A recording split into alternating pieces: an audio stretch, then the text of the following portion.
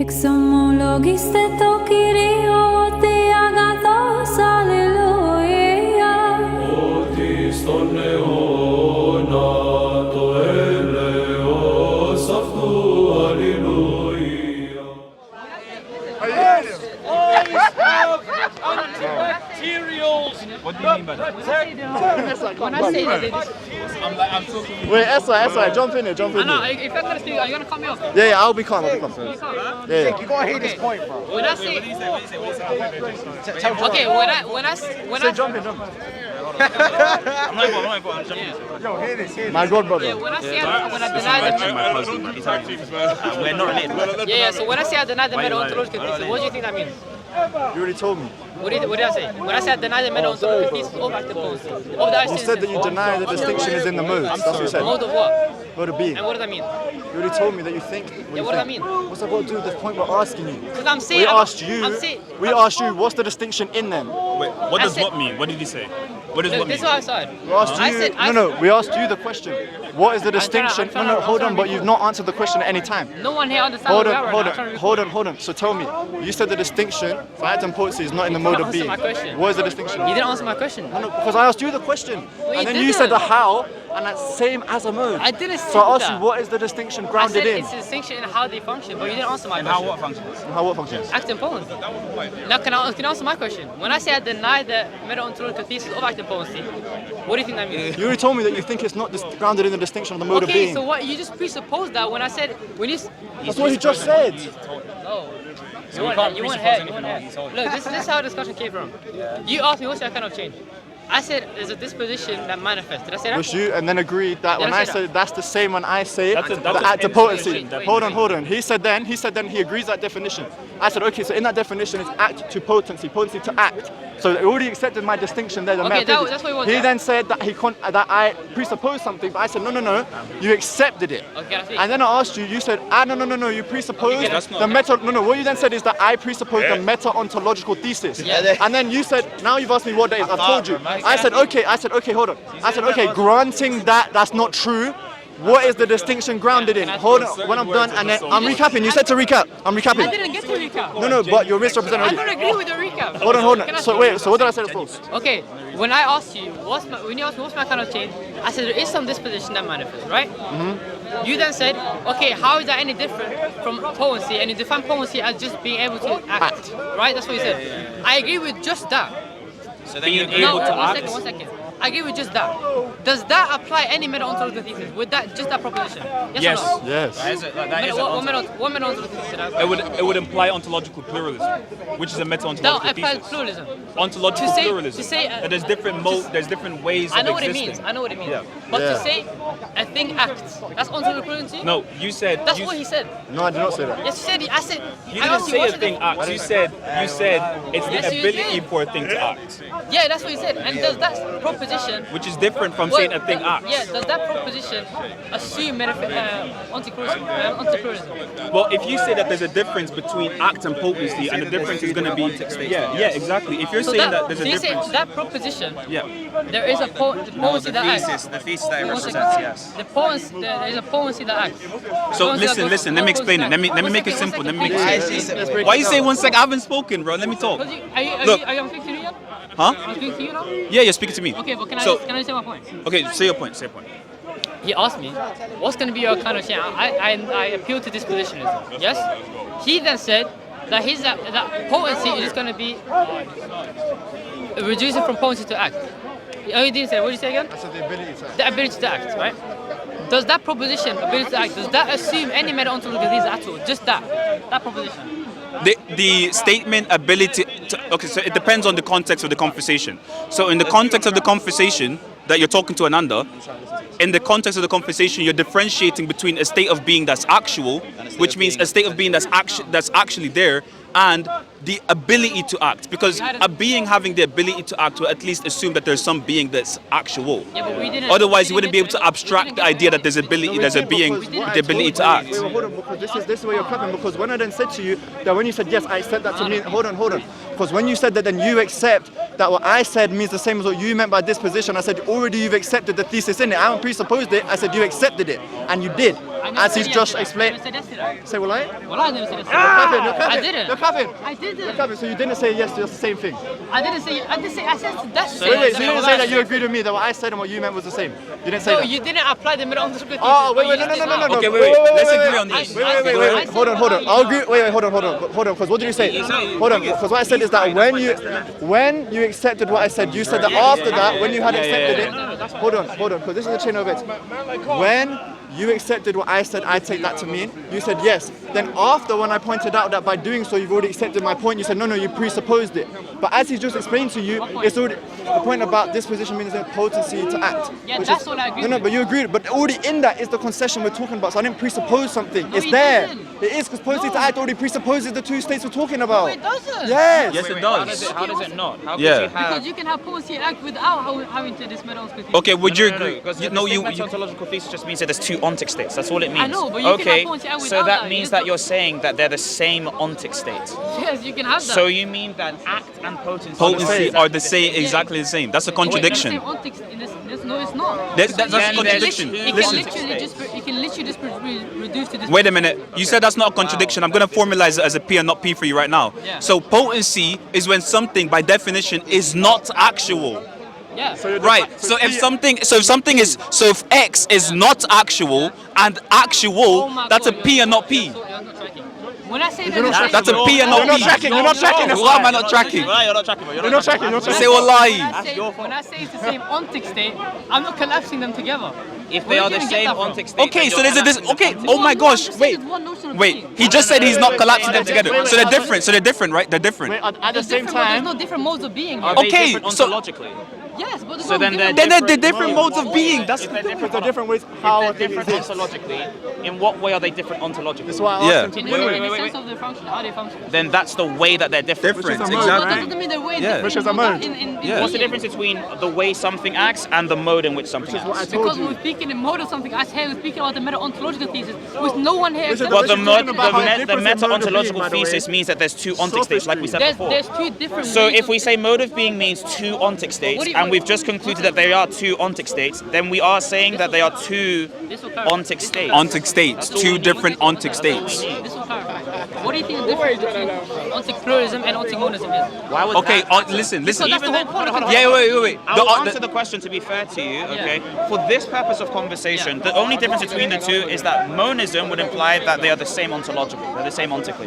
Whereas pluralism, that they are the Yeah. same in being. That's Yeah. all it means. What does that mean? Okay. Ontic Listen. monism Listen. means that you have one particular account of being and you don't have Okay, yeah. distinct. Okay, so I don't understand why that was confusing for you.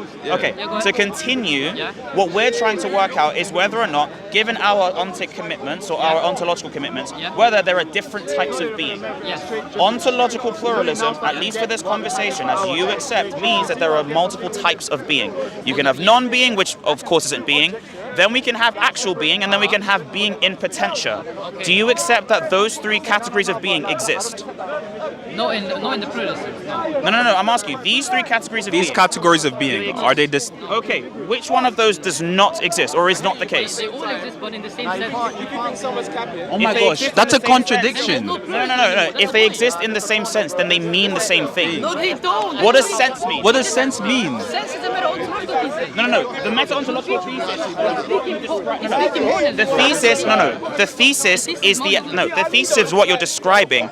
The sense is what something means. Yeah, it's the Okay, no, so- the sense of being is speaking about the mode of being. The sense of being is what being means. I know. Yeah, and that's one category. But you're saying that it means You the can same have act- thing. You can have act potency. Okay, Okay. so then if You they, can have act potency in the same notion of being. so if they're the same sense of being, then there's only one way that being is understood. Yes. Which means that they all mean the same No, thing. they don't. So if there's only one way it's One- understood, how can there only be one way it's understood and yet they all mean watch different this. Okay, watch things? this. Okay, watch this. Does your this is No, gonna be no, funny. answer the This is question, funny. Yeah, I'm answer gonna give you an ostensive answer. You're not giving an ostensive definition, you're I'm gonna giving give an you an example. That's ostensive not a answer. definition. Ostensive. You have your arm Yes. and you have a leg. Yes. Same mode of being, right? No. Not same mode of being? They're not the same mode of being, no. Your arm and your leg are not the same mode of being? Your arm, No, listen. because again, when you have you agree with that, by the way. No, I don't. When you say a mode of being, the way that my hand exists is not the way that my foot exists. Obviously Because not. if hold on, no, because you said mode of being, right? Always speaking meta ontology. Okay, no, yeah, and in that same sense, that would mean that there's two ways of Look, existing. look, mode of being. Wait, let me clarify. Look, No, no. How is that bad? Are there Because two things mode that of exist? Hold on. Are there two things that exist there? Yeah. In what way do they exist in the exact same way of In their existence? mode of being. Their mode of being is the Yeah. way that they exist. I'm Yeah, asking you, they say they exist in the how are mode- how are their modes of being the same? How are their modes of being the same? Describe the mode of being. As my hand. Hold on. Describe the mode of being that exists for the hand, that exists for the foot. Describe that mode of being. What do you mean describe it? You said that the mode of being is the same. Yeah, What is that anything- mode of being? You can take like Quine's account, for example, in which you can give it. Okay, so Oh my what is that gosh, mode if of you being? take Aquinas account, that cooks you you. believe that You those just are said different things. it cooks you because listen, Quine, listen. not Aquinas. What's who? Quine. Quine. Yeah, if you What take about Quine's Quine? account, if you take a Quine's account, then the distinction that you posited between potency and act wouldn't make any sense. Oh my Because God, Quine but is just saying that existence is a logical quantifier, which would pertain to language, not reality. That's not What are you talking that's about? A as well. Existence A Quine says that existence is a logical No, quantifier. it doesn't. He said it's captured by the logical quantifier. Yeah. That doesn't mean it is a logical quantifier. That's another blunder. Wait, what's the difference between something being captured by the quantifier and it being? That means that it is a logical quantifier. That's the point. Let him answer the question. By the quantifier. What does it mean to be captured by the quantifier? It means whatever you quantify over is what you count in your ontology. Wait, No, what do that's you the what? same thing as having the Wait, hold ontology on, quantifier. hold on. You know that as He's well. saying that the existential Yeah, wait, hold quantifier on. is the existence. Wait, Saying hold that what on. he's saying. What do you think Quine is doing? We're talking about when something Yeah. says that there is What an do you- X, But something X exists. it means it's captured by the existential No, quantifier. it means that the existential quantifier is what it means to say that something exists. When Yeah, but he when said- I and that's say, what he said. listen, Exactly what he yeah. said. What did he Oh say? my Go on. gosh, listen to what I said. Look, sorry, bro. Just listen to what I said. When I said existence, right, Yeah. is a logical quantifier for Quine, I'm saying existence is fully and completely captured by the logic, by the existential But that's the quantifier. same No, thing as saying that it is the not. existential quantifier. And you said It's that the it's the same thing 10 yeah, seconds ago. exactly. Yes, you did. Yes. Now, here's the problem that we have, okay? I want to make sure that we're all actually using the same linguistic schemes here, okay? You agree with me, and by the way, if we take Aquinas' one, if we take Quine's one as well, right? You haven't described to me how their modes of being are identical, okay? Actually describe that thesis. The mode of being of my hand, how is that the same mode of being as my foot? How is that the same mode of If you just being? take Quine's account, it means it's Which captured. would be? That is captured by existential quantifier, and it's captured by the exact same. So, quantifier. no, Quine that's is just talking- saying, that's just saying Yeah. they both exist. That's yeah, what you're that's saying. just the saying. No, They both because you can have exist. different quantifiers for different modes of being. No, we're talking about the existential If you quantifier. quantify- You said You can have that the different- you mode can have of being. different- Hold on, hold on, There's no hold on, different hold on. mode of being. Exactly, which means that they you need just the said- same thing to Wait, exist. he You just can said- have- wait, you hear can what have you different said. existential Hear what you just said though. He just said that you can have quantifiers for different modes of being, but he's denying there's different modes of being. Exactly. So which is it? You know, What do you mean, you're not please? How can you have Ali, different finish speaking. quantifiers What if do you mean, have the please? same mode? Wait, brother, what's your name? Ali, come on, Ali, please make sense. I am. Okay, so look, this is what I was saying before. Quine says. The problem that we I have. didn't finish answering. I was already going with my point. So here's what we're saying, okay? You are trying to make the idea that number one, there is no different ontic states. That's what we're actually trying to get at. So when we say that potentiality is an ontic state, which we agree with, you're saying the state of being of potentiality is exactly the same state of being as actuality. Ontic state was speaking meta-ontology, right? We're just speaking of what an ontic state is. There's no distinction between meta-ontology and ontic states. Meta-ontology is the study of meta-ontology is the study of how ontology would work in your particular system. That all that means is that you're studying ontology. That doesn't mean anything. That's not a clarifying question. That is simply you trying to use another word. That's all. Okay, so then if that's truly a clarifying question, would you agree that meta-ontology is the same as saying studying ontology? Would you agree with that? Yeah. Okay, so whenever we say meta-ontology, all we mean is studying ontology. Okay, so studying these particular ontic states, which is meta-ontology, so we're only speaking about the meta-ontology right now, would you agree that the ontic state of potentiality is not the same ontic state as actuality? So you believe So they're the therefore, same. that they are the same state of being? No, We already have all the qualifiers, so you don't need to add any more. State in the sense of in the monist account, then yes. No, that's your account, and we agree that's your account. You asked me for my Of course, and now I'm saying that because of that, the conclusion would be that for you, being potential is the same state of being as being actual, correct? Yes. So then change doesn't exist for you. Yes, it does. Because Okay. I never accepted your account of change in the first Okay, so what account of change do you have that's distinct from his one? Yeah, if all he meant which was what I asked, And you said the which same reduces thing. to dispositionalism, then that's okay, that's fine. The dispositionalism? I remember Yeah. he took Okay, that to be a Wait, when you take this, I know what he's talking about. Look, for example, there's an analytic Thomist that talks about what you're talking about. When you say change is just going to be, you relegate the Thomistic theory of change and you take it to just be existing as some sort of disposition, and change is not going to actually be some sort of true transition. What do you mean existing? Okay, so for example, the reason why we posited the potency act distinction is contrasting whose opinion on change. Whose opinion? Parmenides and Heraclitus. Yeah, Parmenides, Zeno's, and Heraclitus, right? So Heraclitus is saying everything is in a constant state of change. Do you know what that means for you? If you're saying that potency is act, Then it's right? constant flux. Then that's just constant flux. That is constant flux. Listen, Because it's constant. How is it? Because Look. you can't ever be purely in actuality as distinct from potentiality. So when we apply potency act, let's say we have water, right? If I'm boiling water, okay, water has to exist. If we existing in this way, it would mean that the water is potentially hot, but it's actually cold. That's all that means. That's all that we're picking out. Water as well. It's cold, but it has the potential to be hot. Yeah, and my mind looks the potential just goes to disposition. Yeah, but for you, I'm there's making- no link, but there's no semantic difference between me saying potential and you saying disposition. If Yeah, all but you when you mean, take- when if you all you take- mean is a relation to act. So if you're I have, taking- for example, no, What kind of what semantics? I'm taking, I'm for you right now, I'm taking the Aristotelian idea of change, which essentially is just the same thing that we've been saying this entire conversation. Look, Yeah, I know, all but we're you're saying saying, that the intentional object of the disposition is what's the what object, the intentional object. Yeah, like so like the outcome of No, the no, no, no. disposition. No, the So out- no, no. You're saying that that's what's in No, but intentional objects are where you have things that are already existing in the mind and then you superimpose that onto them. Change is something that can happen distinct from intentional objects. Physical intentionality is the actual thing. Physical intentionality is one thing, but we're talking about the no. You're specifically talking about intentionality in such a way that it actually restricts the particular usage of. Oh, it's off. Yeah, I'm thinking usage of the physical mind. intentionality. I clarify. Okay, so the clarify doesn't help though. But in physical intentionality, you're saying that the intentional object of the disposition is what's existing in potency, right? You're saying So that the object, so it's the intentional object in this example, water. it's the hot water. You said it's cold in the actual state. No, but the intentional object. Okay, so intentional there. Are you using intentional with a T or intentional with an S? T. With a T. So that would require the intellect. That would require the mind. Physical intentional. Physical intentionals would just be objects that are physical that also are able to use intentional states. No, I'm Rocks using- can't do I'm that, using- fish can't do I'm that, using trees phys- can't do I'm that. using physical intentionality is how George Molnar uses it. He uses it in the sense where it's the outcome of the disposition. The outcome of a Yeah, disposition. so for example, let me use your example. And the dispositions themselves, are they intellectual dispositions or are they non-intellectual dispositions? Okay, so then when you're taking, well then that means that we're talking in a multivalent sense. That's the But problem. I'm trying to apply it to your example. You're not applying it to my example, you're just taking your linguistic schemes and applying it onto me. That's not my problem. I'm trying to make clear. The water is originally actually hot in your example, right? No, in my example, it's cold and It's it has, hot and then- doesn't really matter, but it has, it's actually one way and it has the potential to be another way, it's that's all. cold, it's actually cold, and it's potentially hot. Yeah. To say it's potentially hot, are you just saying that there is some capacity to be hot, or are you saying the hotness itself exists in a state of potency? I'm saying that the actual thing itself has the capacity to do this thing, which means that it can receive the acts of heat in this example. Okay, so in so the this- relational acts of heat would be the thing that it could receive and then it could become actually hot, Okay, right? so in this- but in the this problem that case- we have, here, the problem that we have is that they're two different ontic states, as we have I to know, agree. but in this sense, wait, one second. In this sense, No, are they two different ontic states? I just want to know. for your account, yeah, for your account. For your account, the not- ontic. So for your account, Wait, I didn't finish. for your account, then being actually hot is the same ontic state as being actually cold, No, because you said as it's being merely- potentially cold. Sorry, you said being it- actually cold. You said it's merely a capacity, right? Pardon? You said it's merely the capacity. Yeah, the potential is a the- capacity, So the Not the ontic No. state.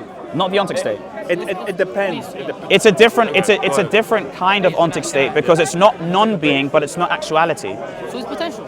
Yeah, that's what Are you potential saying is. that I'm just it's describing Are you potential. saying potential is merely just some disposition or some capacity, or are you saying that? I don't know what you mean by disposition. I'm trying to get a clarifying I question. didn't ask. I didn't finish. Yeah, but I don't know what you mean by disposition, so I He's have to probably- clarify here. when you And we've say been trying to speak disposition- over each other the whole Yeah. time. So Let me try and understand you real quick. When you say disposition, his question is, do you I'm think it's a trying to disposition understand your or something point. else? I don't even know what disposition is for you. So Then use when you- some capacity. When you say disposition, what do you mean? Tendency towards something. yeah. tendency towards an act, then yes. But can I- potency is can I- going to satisfy both of those criteria. Yeah. Oh, let me take this out so then everyone can. Yeah, go on. The cold water does it have merely the capacity to become hot, or does the hot water itself exist in a state of potency? So the hot water itself doesn't exist yet. There's no act of the hot water. Neither is there It's any. not in potency either, so it's non-being. No. So hot water itself would be in non-being. But when we talk about potentiality, we're talking about the specific capacity for act to be given to it. So when Aquinas or other Thomistic theologians, or because I'm Orthodox, we have the other theologians like Ananda Scholaris and others, when they use those ideas of being and change, what they're saying is that the capacity itself is what exists, but we have to say that there's a category that exists there for act to be, applied to it. Okay, good. So That's all we're saying. okay, Now, good. when you say disposition, you obviously were talking with him about that, and we already have that agreement that what you mean by disposition really is just potentiality. That's all you mean. If all you mean by potentiality is some tendency towards some intentional object, if that's all you mean. But when you say an intentional object, I know you use that particular It's- philosophy. it's- But it means what like- you mean? But when you mean by intention? Because when I say intention, well, obviously when we have intention with a T, we're specifically invoking intellectual objects. I'm using physical intentionality to mean just some outcome of the disposition. Okay, so the what would- outcome. what Then would why ar- don't you just wait? So hold on. Yeah, So we'll then use outcome. What would arise if So the why wouldn't you just say there's a definition- teleic object there? There's no difference between an intentional physical object for you and then an teleic object. In what? A teleic object. Teleic objects are objects that have final causality or have already realized the final causation. That's what you're saying. So to speak I'm just slow, using it as like the I know, outcome. but you Yeah, see that's how like linguistically those are two different schemes. Like even amongst analytic philosophers, that's not a uniform Yeah. definition of a term. You're using someone very specific, and so we can't really use that particular linguistic scheme in that conversation. I haven't seen it in the literature, but that doesn't mean the literature doesn't exist. I've seen your one, but I don't know if that actually is superimposed upon the whole thing. Yeah, Briefly. but the fundamental point is this: we can agree that potency has a true dispositional. Here, like, let's draw it up. A true dispositional state of being. So, for example, like Scotus would say that potency as well also exists as a disposition. He says that contrast to some neo-Thomists. Quantum realism is like going to be a subset of disposition realism. Yeah, but here's the point. The point that we have to agree on, though, is that potency denotes the true capacity in the object to receive to actually delegate itself towards some actual state. Remember, brother, I spoke to you earlier about the idea of pure potency in relation to God being pure act. Do you remember that? That idea. That's how we started off. So when I spoke about that example earlier, it's because I was speaking mostly about proportional causality, but the point was is that in a pure potency, it speak about has PPC? pure ability to receive. It has no ability to actualize, so it can't do anything without proportionate pure act. Yeah, and that's what we got to the meta ontology. So then when we talk about meta ontology, we're just right now I'm loving this conversation. It's just analyzing what ontology is and analyzing different accounts. That's all we're doing. The reason we move from that Yeah. is because that scheme of pure potentiality can't do that for that. What? The scheme of Oh yeah, we were pure- talking about it because he said that for him he thinks God changes, and I said for me because I believe God is in a state of perfection. Yeah, doesn't then he go can't change. Yeah, to But it that's to because- from it to that's to it. assuming his notion. But that's that's, what we but, did. I, but I also think that, but I also think that we can grant that because when we talk about actuality or something, yeah. So I think it matters to be in the camera, but like. We were debating for like half an hour before. Yeah, But when we talk about particular being, there's one specific assumption, which is that to be in act would be a particular perfection that is greater than to not be in act, for example. So if I have, for example, like a pizza or something, for the pizza to exist, it would be better for the pizza to exist qua pizza than to not exist as a pizza, right? So that would be perfection there. That would be a particular perfection that's implied there by that. Now, yeah. So if we look at this, right, when we have three different categories of being, this is something more rudimentary, but if we have three categories of being, what we're saying is that there are at least. Being is itself a category of being. It's a category of being in as much as we have it definitionally. It's not a category of being insofar as it actually takes ontic status in reality. Obviously not, right? Like that's like me talking about contradictions. I can categorically mention what a contradiction is, but of course contradictions themselves don't actually have any ontic status, right? So we could actually put contradictions in there, right? So contradictions could be in there in non-being and things like this, or other things like that could also be in the case. Or for example, like sin as it relates to God, like sin as it relates to God wouldn't be in those categories of non-being. Now, what Parmenides was saying is that these two categories don't exist because, well, these two categories don't exist specifically because these two categories exist. Non-being and being are the only two ontic categories that exist. Oh, so for Parmenides, these two categories exist, and because of that, this category is the only one that exists. Because obviously, this is not this, and so whatever is not this can't be this, and whatever is this can't be not this. Obviously, it's a contradiction under Parmenidean monism. Now, I don't think you believe in Parmenidean monism because that would mean that change is literally impossible, right? Exactly. Obviously, you have Heraclitus who comes along and says that everything is constant flux. And so Aristotle says, well, we have to have permanence, which is what we need, and we need God to have Oh, sorry. We need God to have a state of permanence, otherwise everything is in constant flux. If God is changeable, then God himself is in flux, and then there must be something actual that actually changes God, which would mean that God can be given being in some way. Now, what I'm saying here is Aristotle says, okay, well, there has to be a third kind of being between, or rather betwixt, non-being and actuality, which serves as moving from one to the other, which is potentiality. So it's a certain kind of being that we're saying. Now, when we talked about your idea of being, we need to actually accept that these aren't the same way of being, otherwise you collapse those two categories. That's what we're all saying. Now, you said under your particular meta-ontological account, your thesis would say that they are the same ontic state. Now, if they're the same ontic state, then there's no way to distinguish between the two of them, apart from, for some particular analysis, there's no actual distinction in reality between potent being and There's no ontological which would mean distinction, that there basically. is no change that occurs. Yeah. So there's no one. Yeah, go now. You Go can ahead. add Go in ahead. as well if you want to add anything. I just want to say, I have a couple things to say. Yeah, please. First of all, you said about God can't change because you have to act it upon and da da da. Because change is one way. So Yeah, so you have to act it upon. would you agree with that? That at least change, if change is one way, then it follows. So when we talk about change, right? I mean, like, you have to assume like the notion of like your notion of like subjective potency, and obviously, if as you in read that like potency exists in the particular subject. yeah, and what you we have can't. to- Wait, let me clarify something real quick. No, what you have to It's like passive potency. I know what passive potency is, which is the ability to be edited by something, which you agree with. Something can be edited by something else. But active potency is the ability to edit other things. Now, of course, we both have to agree. I don't know if you're a Muslim or Christian. I don't want to assume. You're a Muslim. Okay. I don't even understand why we're doing this account of change, but this is just cool analytic stuff. I don't understand, but it's cool. I don't know. It's just to debunk us, but that's fine, right? So, yeah, okay. So, I'm messing with you, but here's the thing. So, for you, W concept, but here's the thing for you. You would agree that God can't be edited by anything. Yeah, but I just want to finish the point I was on. Yeah, so we agree on that, at least? I agree on that. Okay, so because of that fact, right, if change is therefore one way, because then change can't be... In order for something to move into actuality, for example, for water to be actually hot, it needs to be given the act of heat by something that's already hot. Okay, By something that already has the act, yeah, please. If you, for example, if you look at like you know who Lagrange is? Pardon? Lagrange. Garrick Lagrange, yes. Yeah. For example, he speaks about Good old Reggie. Good old Bro, don't even talk about Lagrange, man. That's my good old guy. Reggie. We love Reggie. He speaks about this notion in which the notion that change can only happen if it's acted upon by some actuality only works if you assume this notion of active potency.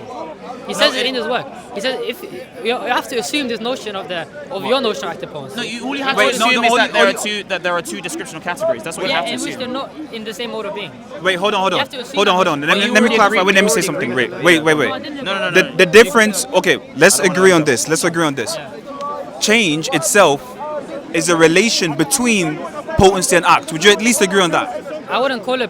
If you mean, how do you Yeah, mean, how do you- potency and act. how do you- So the capacity for something to change. So just Yeah. how would you have this position? Do you mean like that? We don't. Yeah, I'm I only mean, trying to yeah, talk you about can- purposes. If what you mean by disposition is the specific capacity for something to be a different way than it is right now, then yes. Yeah. Yeah, but Okay. that's all potency is trying to say. Yeah. Yeah. But you're not granting. Okay, that so you're wait. accepting because that's So what you believe. wait. See So what I'm hold on. saying? Let me talk. So wait, change, right, in itself, right? Would you agree is a relation between potency and act? You agreed, right? In that sense, where I just kind Okay, so in this sense, so if it's a relation between potency and act, would you agree that change is a real feature in the world? what do you mean real feature? I think actually change or like change itself. Meaning it's not dependent on our epistemic or subjective attitudes. It's something meta-ontological. Sorry, something ontological. change itself or like Yeah. the fact that Like things change? changes are Yeah, real the- ontological items, for example. Like they're I positive don't know what you're ontological trying to say. You're items. saying Yeah. that change itself is ontological or the fact Yeah. that things change are real? So the But things that when the- we describe change, we're describing a particular thing that exists, going from a particular way that they are to a different way that they you're are, saying that there is and not just that. That description, but going- the description actually signifies is real. Yeah. So you're saying that there are two real state of affairs that are not identical. So wait. How you just rose up your hand right now, right? The transition from you not raising up your hand right now to you raising up your hand right now, Yeah, so there is are- that a real transition? Yeah, so you just mean that there is. Then you agree with us. No. That's all. That's all. That's it.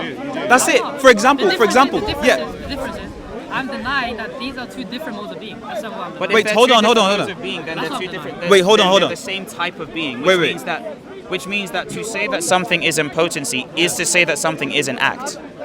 No, I'm not saying potency here. That's why I didn't want to use the word. Remember- I use disposition because disposition. But then if you they're all gonna- let's say we take this position, right? Let's say I'm just. But can I just say that? I need to drink. Can I have some water, please?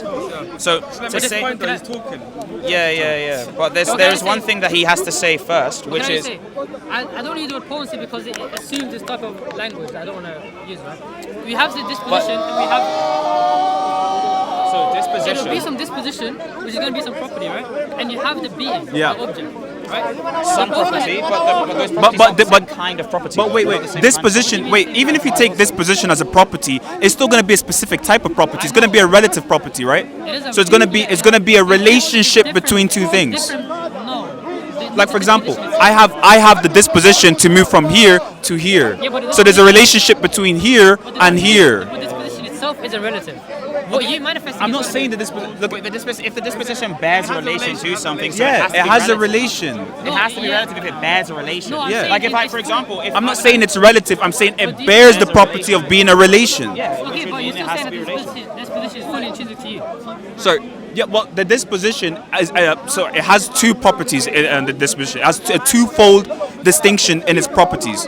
So it has internal properties, which is intrinsic to me, meaning that it's founded in me. It has its grounding relation in me, and it has its extrinsic. It has its extrinsic properties, meaning that it terminates in something outside of me. Okay, but Termin- you're still saying that the Right. disposition itself is fully in you. That's what I'm saying. No, the disposition The is property itself. it has a twofold sense of existence, meaning. Yeah, they're second. So yeah, you can't just say so. Just by saying that disposition has a twofold sense of existence, you can't just say the disposition fully exists in me. Yeah, because you Twofold extent though. one second, you're applying That's higher one with the property. existence. My multiple relation. That's one existence. That's one second. Yeah, well, Yeah, but You're- one you're existence thinking is not you're the applying same higher. as. You know what I'm trying to say? Yeah, but Yeah, one but the- existence but is not the- the same as saying that Can't one say ex- because there's a disposition and there's a But relation, one- therefore there's multiple realities now. No, but Yeah, these- obviously, but yeah, the problem yeah, is- that's- I agree with that. But the problem is, these two states of being aren't exactly the same states of being. being. That's the So point. it's like, for example, like Because you the could states be- of being, like, for potency and example, act, are not the Yeah, 'cause dispositions. you could be older. You could be older, right? But you're not older. Actuality, of course. Okay, so our point is, if we apply that to God, then God either is pure non-being, which is not true, or he's a mixture of potency and act, Which is not true. or he's purely actual. So my position is that he's purely actual because he can't be edited by Okay, anything. but can I speak on what you So just can said? God create a potency? Something in another world. So something another Yeah, man. God has do that? active So it's potency. potency too then, isn't it? No, God would have active What do you mean? potential, Yeah, not passive, passive potential. potential. When someone is a So mix if he's between got actual active... potential, why does he not have potency then? Because potency that we're speaking of is passive in nature, Yeah. meaning that it is something that can be received. So look. I can read, but I'm not reading right now. Wait. I still have the ability to read, right? Pardon? Just because you're not active with something, it does not mean you have the attributes. Yeah. Does that make sense? So you're talking about... Wait, how I'm is not what reading you're right saying? now. But Can I- your specific change is not the fact that you're editing the book when you're reading. You don't Yeah. edit the book when you're reading. The book is editing you in that sense by giving you information. I guess you're divine simplicities, right? Sure. Yeah. I guess. But Essence, energy, distinction. wait, wait. Even at that though, even at that, right? If those three categories are true, which they basically are, the problem that you would have, because you accepted them, he hasn't, that's why he's disputing us. The problem would be that God has to be one of those three things. So either God has passive potency plus actuality, or he's pure non-being, or he has no passive potency and is just purely actual. It would So have to those are the fall only three under things. those three now, things. if let's say God's not purely actual and God's not non-being, that would mean that he's a mixture between the two, passive potency and actuality. This means that God could be edited by something else that has that act.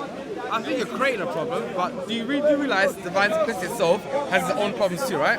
Yeah, that's a too quick way. That's a Well, I don't care about that. I didn't. It's too cool because I didn't deny your point. Like, No, I said it's a whataboutism. I said it's a whataboutism. I'm just being very Yeah, but specific. like, I'm just saying. there's objections to everything. There's objections to divine simplicity, and we've solved them. That doesn't matter. I mean, you can bring up any objection to divine simplicity. Valid. That's the question. You know what I'm saying? okay, so Yeah, the and exactly. Is the objections valid? Yeah, but That's the also, point. is it relevant to the domain? It's not right now because Yeah. we're specifically trying to talk about meta-ontology, which is just getting these like rubrics worked Exactly. out. Like we both agree on the rubrics. We don't, so we have to talk about the rubrics first, which is the whole point. Divine simplicity. Then it's just asking them. and He's then talking about He's talking about. Well, before we talk he's about the talking problems with distinction. divine He's simplicity, talking about whether or not these three categories of being are even distinct. Yeah, but before we talk about the problems of divine simplicity, we also need to talk about or agree or conclude on whether God himself is actually divinely simple. Otherwise, we're going all over the place. And how we get there is by concluding that God belongs to this category of actuality, which is pure actuality. We've got the same questions and we get the same answers, which get from different sources. Our sources are from the theology, right? You learn the sounds from Aristotelian, Greco, Neoplatonists. You know, We don't go to Neoplatonists. I'm just saying, see the models we're using in that from the Yeah, but to say that we just go to Aristotle and the Neoplatonists is not true. We go to the fathers of the church, we go to the divine scriptures, and we go to the confessionals of faith. Aristotle gave a formulation, but this particular formulation is canonically accepted by the church. And it's also, exactly. Why? Because of, for example, in, I guess in Catholic or stuff, I don't know where you are, but the point is, what's his name? Thomas Aquinas. Thomas Aquinas. Saint in our church. Thomas Aquinas is not the one that developed this. Saint Augustine. Yeah. All these people are philosophers. All these people are educated Augustine, in Greek, yeah, Roman. Saint Augustine is a church father. But the problem is, I don't deny that. Yeah, So but, what? but that's like saying Ibn Taymiyyah was educated in things. But the thing I'm is, just saying. I mean, wait, it's the same thing. Wait, hold on. It's the same thing for you guys. Ibn Sina, for example, took from Aristotle. What are you talking about? that is too good, right? And the problem that we Okay, have but wait, can't you use it? Can't you? Your friend, Ibn Sina. yeah, Ibn Sina. But wait, your friend, hold on. Your friend, the Dexter guy, right? The Dexter guy used it. Oh, isn't he your friend? Yeah, the Dexter. Okay, I thought you guys came in a group because he's his friend.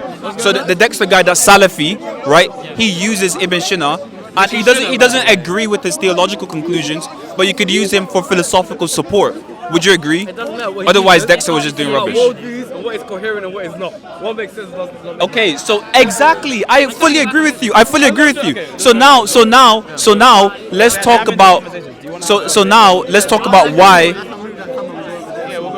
Wait. We're all having the same. We're all having the same conversation. 4 of us here, and you man are having the thingy now. You're having a specific sub-dialogue. Okay. But we're trying to drag it back to this because he's not really like relevant to the conversation. Yeah. So The whole point is I don't. just to drag the point. I don't want a railroad. So you can drag the point. no, it's fine. I don't want a railroad. We have to get back to this. Which state of being do you think isn't the Okay, I want case? to speak about these. Would you agree that this is? Would you agree that this is an ontic category? In the what sense? In what sense we can describe it? Not just in the sense that I describe it, but it is true that non-being can actually, obtain. What is even non-being? For example, like we could talk about like a before the creation of the world of things. Like for example, like to say that things are contradictions and contradictions don't exist, that would be a true statement. Okay, fine. Okay, so that means that this would obtain. Yeah. Okay, so Can I come on this one? so we can at least tick off that this is an ontic status, this is an ontic state, that's an ontic state as well. We could agree on that. Yeah, well, I feel like this is the only ontic state, and this just falls under that. Non-being doesn't fall under actuality. No, this. Okay, that's right. No, but Because this, Then that wouldn't be the no. only ontic state. No, but That's also- a contradiction. this would not be the. But the problem is this is an ontic state as well. That's not a positive ontic state. No one said that. I'm only speaking of positive ontic states. If you're saying that actuality is the only. Actuality is the negation of passive potency. I'm So negating the notion in the first place. then wait. You haven't let me speak. I'm trying to actually. But when you say that this is the only ontic state, then you're not using our definition. You can take the thing. Yeah. Like you man do your thing. When you finish, then I'll come and I'll talk. Okay. I want you to have fun with this. Actually, I want you to have fun with this because I have a Yeah. particular So, point. anyways, actuality is gonna mean that a thing exists. That's all it's gonna mean here. Okay. Potency can be reduced to disposition. Are you adopting? Oh, so go ahead. I'm adopting a specific meta ontology that's different for you. I'm guys. saying, are you adopting our definition for the Thesis term? is just ontological monism, No. which is Parmenideanism. I'm reducing potency just down to mere disposition, and I'm negating the Are you ontology. reducing potency to act? Are you reducing potency to act? That notion just applies under your meta ontology. No. So I don't think you can under your thesis, this is the only positive ontic I state. don't think dispositions. I think they're irreducible. Dispositions are irreducible. Pardon? Dispositions are irreducible, but they're not. They're They're still not. the They're same model. irreducible to act. So then they would be They're not two different yeah, ontic they're states. irreducible. So No, then no, they're two no, different no. ontic states. Yes. Because but you already clarified the if you ontic can't state. reduce, so is this? Would you say that actuality is an ontic state? It's, yeah. Okay. So would you say that disposition is a particular? No. Would you say that disposition is the same ontic state as actuality? It falls under the same ontic state. Yeah. Okay. So no. Dispositions are fall under the same ontic state. So I could say, for example, the intellect and the will fall under the specific ontic state of the soul. Correct? Intellect and will fall under the specific ontic state of the soul.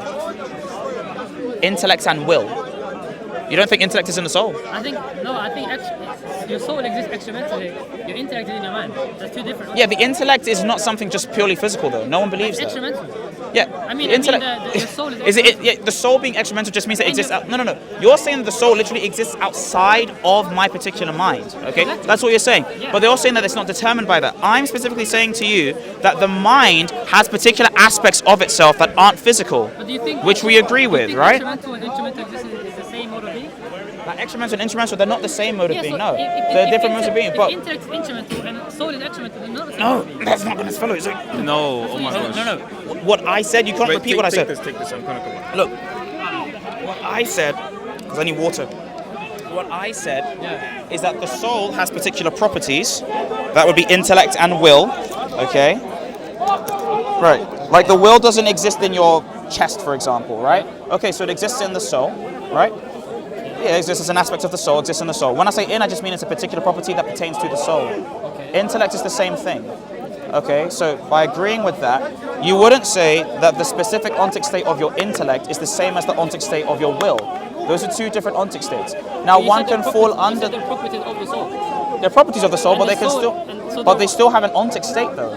They have, but they have the Okay, same so they're not the same ontic state. They do because they fall under the same entity of the soul. No, so the soul is a particular broader generic category, and then underneath the category we have these two things. That's like saying that we have the generic category of animal, and then under animal we have human, and then we have fish, and saying that those But two I'm particular asking, things have the do you same take ontic category. soul- That's not do the you take truth. That's not the case. Would you take soul? Would you agree? Just one second. Would you agree that I'm asking to clarify specifically, so because I know the clarifier that you're going to say. So when it comes to this, right? Yeah. Do you think that the ontic category of, for example, animality, right? Would you say that humans and monkeys have the same ontic category? I don't take concepts to be ontic. Humans are an ontic state. You say animality. Yeah, animals, being an animal. Do you mean animality as a concept? Not just animality as a concept, but animality as a thing that's a feature of particular things that exist. reduce- For example, so would you? so you're just reducing it to properties.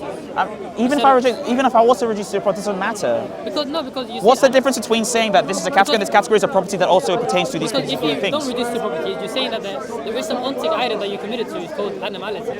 Yes, and if I commit but you could also commit to an ontic item called animality and have that as a property. Like for you, for Yeah, but example. I'm saying- Okay, so you're also committing it to some sort of ontic No. item as well. Yes, you are. If you say, I'm so reducing it merely to set a property. if you produce, okay, so do properties exist? Some properties. Okay, so the property of being an animal, does that exist? Yeah. Okay, so then it is an ontic item that you committed Yeah, the yourself property to. can So why be- did you say that you didn't commit to Because you it? said that you talked about a concept. No, you said that it's not an ontic item, and you said that you didn't commit yourself to an ontic item. So we have to slow down here. The concept is not ontic. So you're saying that the property itself isn't an ontic item then? Yeah, but if You just said that it is. You just said that it is before. What? You first of all said it's not an ontic item that I commit myself to. the Then you said that it is an ontic the item that you property- commit yourself to. Now you're saying that it's not yeah, again. the concept is not. But the Okay, so is property- animality a concept? Animality in the abstraction is not. It is a concept. Yeah. So it is a concept. You're not committed to it. So you're not commit. So it's a. Do you commit to the idea that it is a concept? Animality, sure. So what are you not committing to? That it I'm exists. committing to. That it exists. Does it exist as a property? The concept that you committed It to. exists. So the It's not concept a that. concept anymore. It's a property. Okay, so let's just do this first of all, okay? So animality, right? Let's just agree on something. So animality is a concept, right? Okay.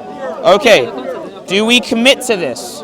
That's true proposition. Okay. Yeah. No, this is a commitment that you're committing yourself to, correct? What do you mean? That is a true proposition or that? Yeah, do you commit to this proposition being true? Okay. Yeah. Yes, so when we say it's a commitment, we both know what we mean by that. That is a proposition that you take to be true. Okay. That is that. Tick. So, Okay. A is a concept. Yeah. A exists as a property.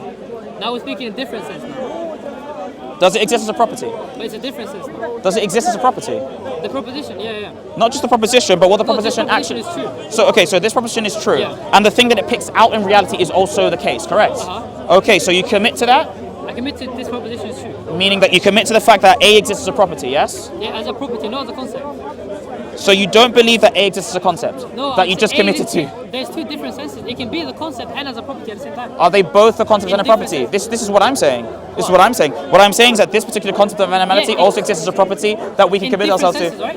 Okay, yeah, that doesn't mean that they're the same thing, though. That doesn't mean that concept means property. I never said that concept means never said property. So why are you saying that I'm committing myself to something that you're not committing You yourself said to? animality as a general term. I was confused. Yeah, so animality, I know you were confused, so that's why I was trying to clarify. Animality as just property. So animality, right, is a particular general concept that you can put other species under. So you could put animals like fish, Yeah, if that's dogs, what you mean. cats, and goldfish, that's and what you could say that they all share the particular property of being an animal. And when people speak of concepts in this way, when you say, oh, you're just reducing it to property, that doesn't add any extra information on. So when you are trying to impose a particular register that simply serves to just confuse the entire issue, it doesn't mean anything. So animality exists as a property, that is also a concept. We both commit to these two things. Thank you.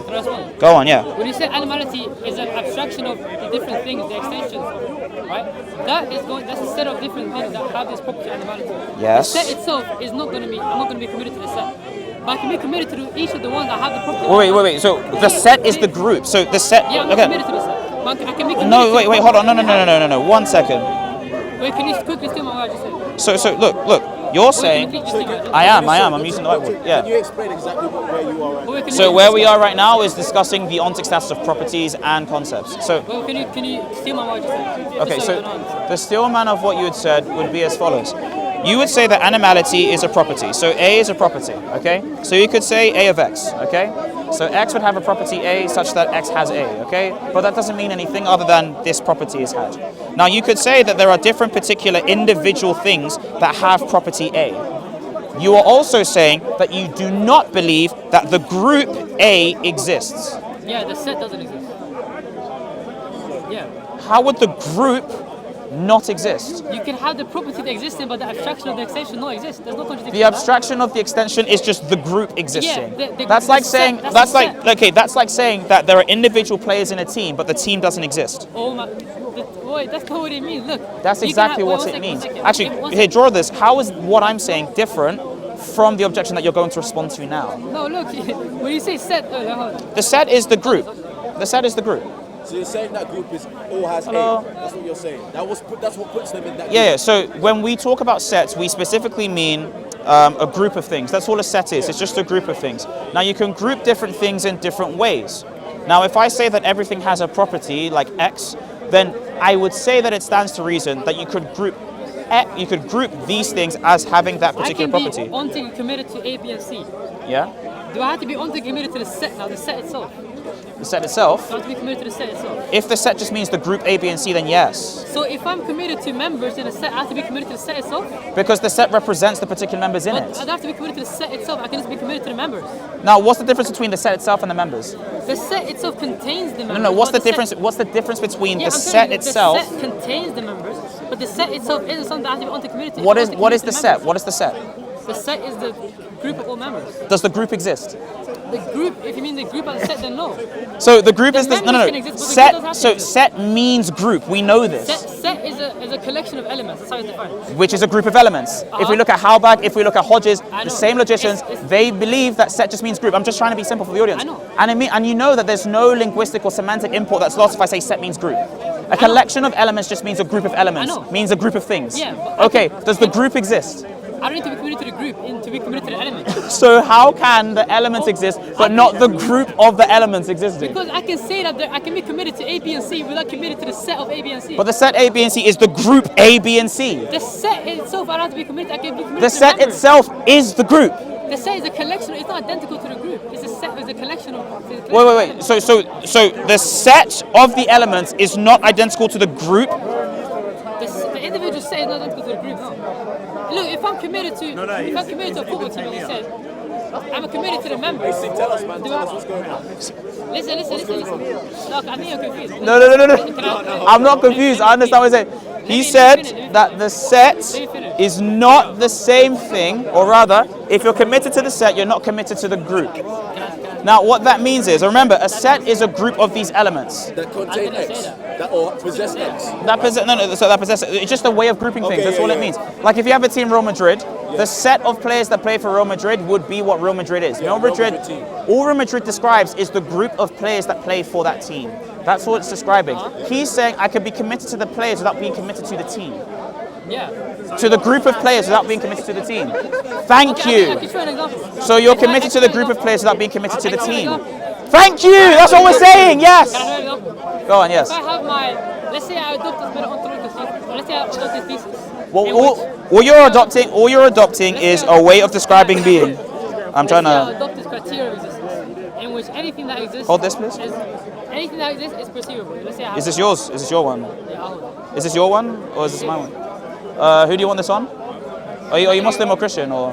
You're Muslim, so you want it for him? Okay. But yeah, if I have this criteria of existence. Yeah. Yeah, it's fine. Thank If you. I have a criteria of existence, so that anything that exists is perceivable. Anything what? You can touch it. If I say that. Yeah. Okay. If I say you committed to 3 rocks, I can sense the 3 rocks, right? You could put the 3 rocks. Just this. Oh, sorry. Yeah, I can sense the 3 rocks that I'm committed to, right? You could sense, The 3 rocks. as in like you could know that they exist, Sense or them. like you could touch them. Okay, yeah. If But that's my criteria for existence, your criteria for existence that is that is that it's no, that's it. That is empirically verifiable. That's what it means. okay? I can perceive. Is that your account of existence? Yeah, for now. For now, is that subject to change? I'm Okay. showing how this is not true. Okay, that's fine. So let's say there is some criteria for existence, in which anything that exists has to be able to be perceived, so tangible. I can touch the 3 members, which means I'm committed to them, because that's my criteria for existence. No, touching those particular, like I could touch. That was my criteria. No, for no, existence. your criteria for existence is different from you going and touching particular objects. No, being All you're saying, them being sensible. yeah, them being sensible It's my is the criteria. criteria, but you touching them is not the same I don't as their have to touch ability. them. It's fine. Okay, okay. Them being sensible. Yeah, if you have that, you have. Okay, does the set of the 3 rocks are they sensible? Your commit what? The set of the 3 rocks sensible. No, if you don't have that Okay, particular then, physical so I don't convictions. commit to that either. No, but you're also no, I did not concede anything Yes, at you all. did. You just What was my did. concession? I can be committed to the members without being committed to the set. If you have your That's what you definite, just hold on, conceded and to. I'm going to ask you, I'm going to answer this.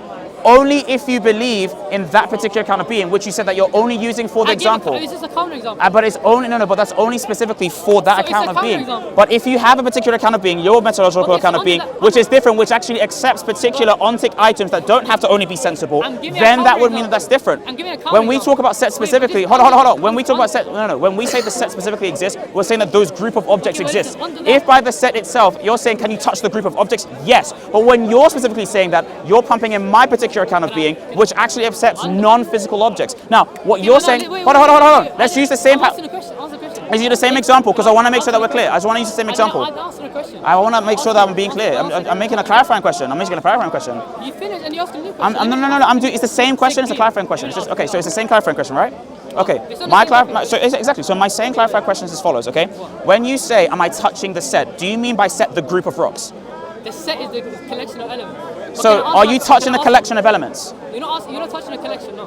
So can I ask? Are you You're touching- not touching the 3 rocks. No, you're touching the elements. You're not touching the set. If you touch all 3 rocks, are you touching the set? No, you're touching the elements. Okay. So if you touch all 3 rocks, are you touching the group of rocks? No, you're touching the elements. You're touching each of the elements. Oh no, listen. So that's why I wanted to. So do you now see why I said no to the previous example? Because that's just a concession. No, it's not a concession. No. Explain why I said yes to that. Explain why I said no to that. I don't know why you said no. Can I explain now? No, but wait, 1 second. I'm going to explain now so that you ask don't me- take it out of context and say it's a I was going concession. to ask the question 5 minutes ago. Okay, go ahead. But I'm going to explain why it's not a concession. My criteria for existence was that it's perceivable, correct? Now, there is an instance, it's possible, under this account, that there is an instance in which you're committed to the elements and not committed to the set. Is it true or false? So when you say Is that, it true or false? Is that true or false? well, it's neither. Well, hold on. I have to make sure that I'm asking a clarifying question. When you say the set, if by the set you specifically mean the physical ontological items of the elements, then yes, because you're touching the That's not elements. what I mean. What's the difference between the set there and the elements there? set Now is I can. No, I answered your question. So now I want to make sure. Now I want to do the clarifier. So the clarifier that I have is this. When I said no to the particular question, I specifically said no in as much as the set itself could be non-corporeal. You could talk about sets in a non-corporeal way.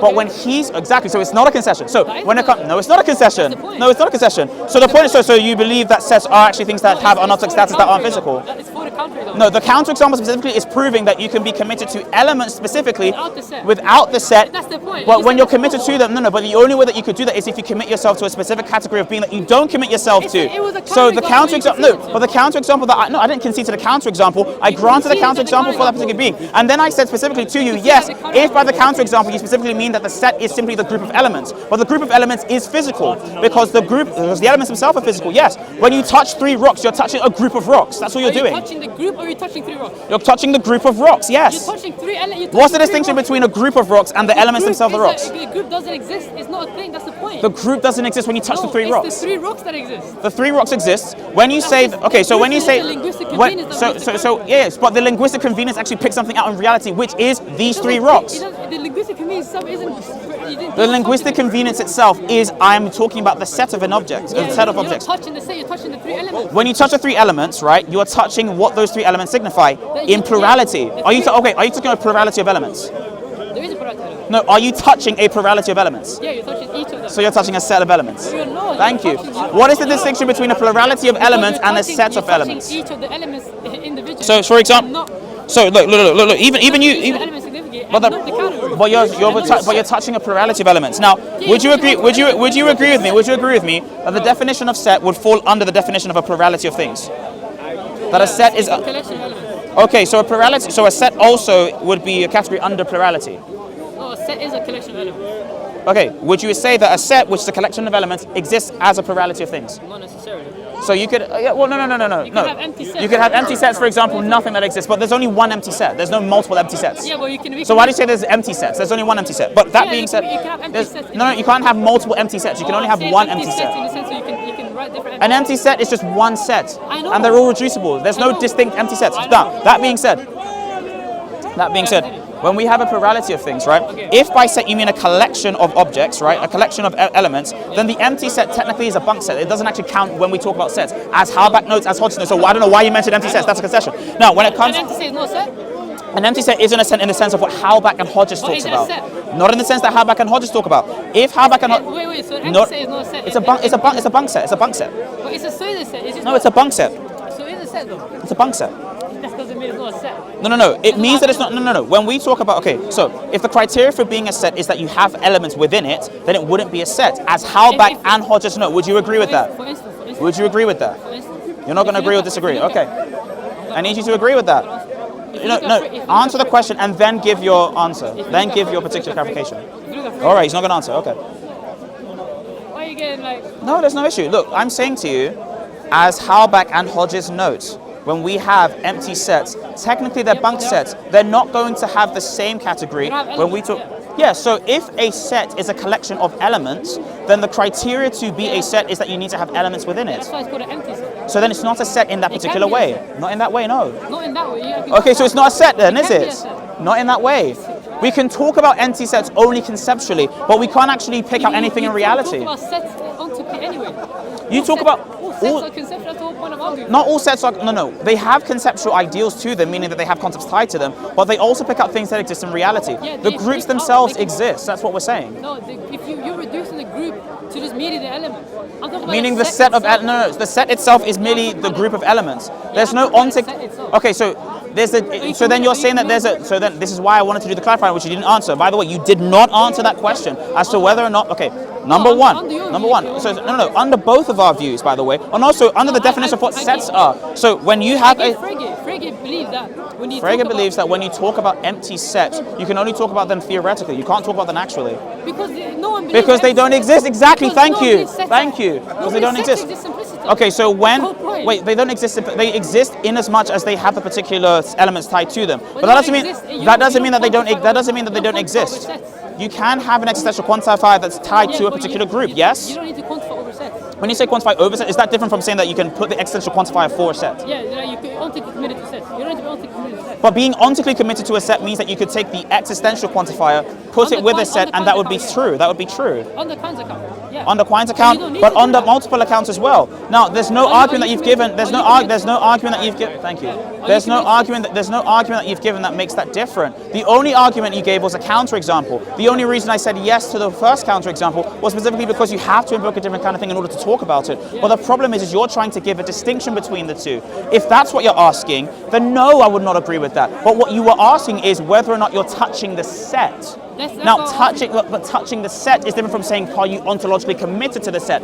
Your concession to make me concede to a point, that in order for me to be conceding a point, I would have to concede the fact that you could be ontologically committed to members and not be ontologically committed to a set. But simply saying that you can't touch a set does not mean that I'm ontologically committed to that, and you know that. In that example, touching the set, being able to touch the set means that you're ontologically committed to it. No, Yes, no, because we can go back to the recording. Remember when I said, hold on, I remember I said this, and this is the You clarifier. love calling me off. Please. I'm cutting you off specifically for this notion. I'm cutting off for this notion because you said specifically that when you have, I said this to you and you said, yeah, sure. I said to you, just because something can be sensible does not mean that you have to be able to touch it. And I also said that if something is touched, it doesn't mean that you're ontologically committed to it, correct? That was the framework that I bring. And so you believe that that's the case. Thank you. My goodness. Go on. The framework that I bring say that to be ontologically committed to something means that you're able to perceive it, you're able to touch it. What's that reason?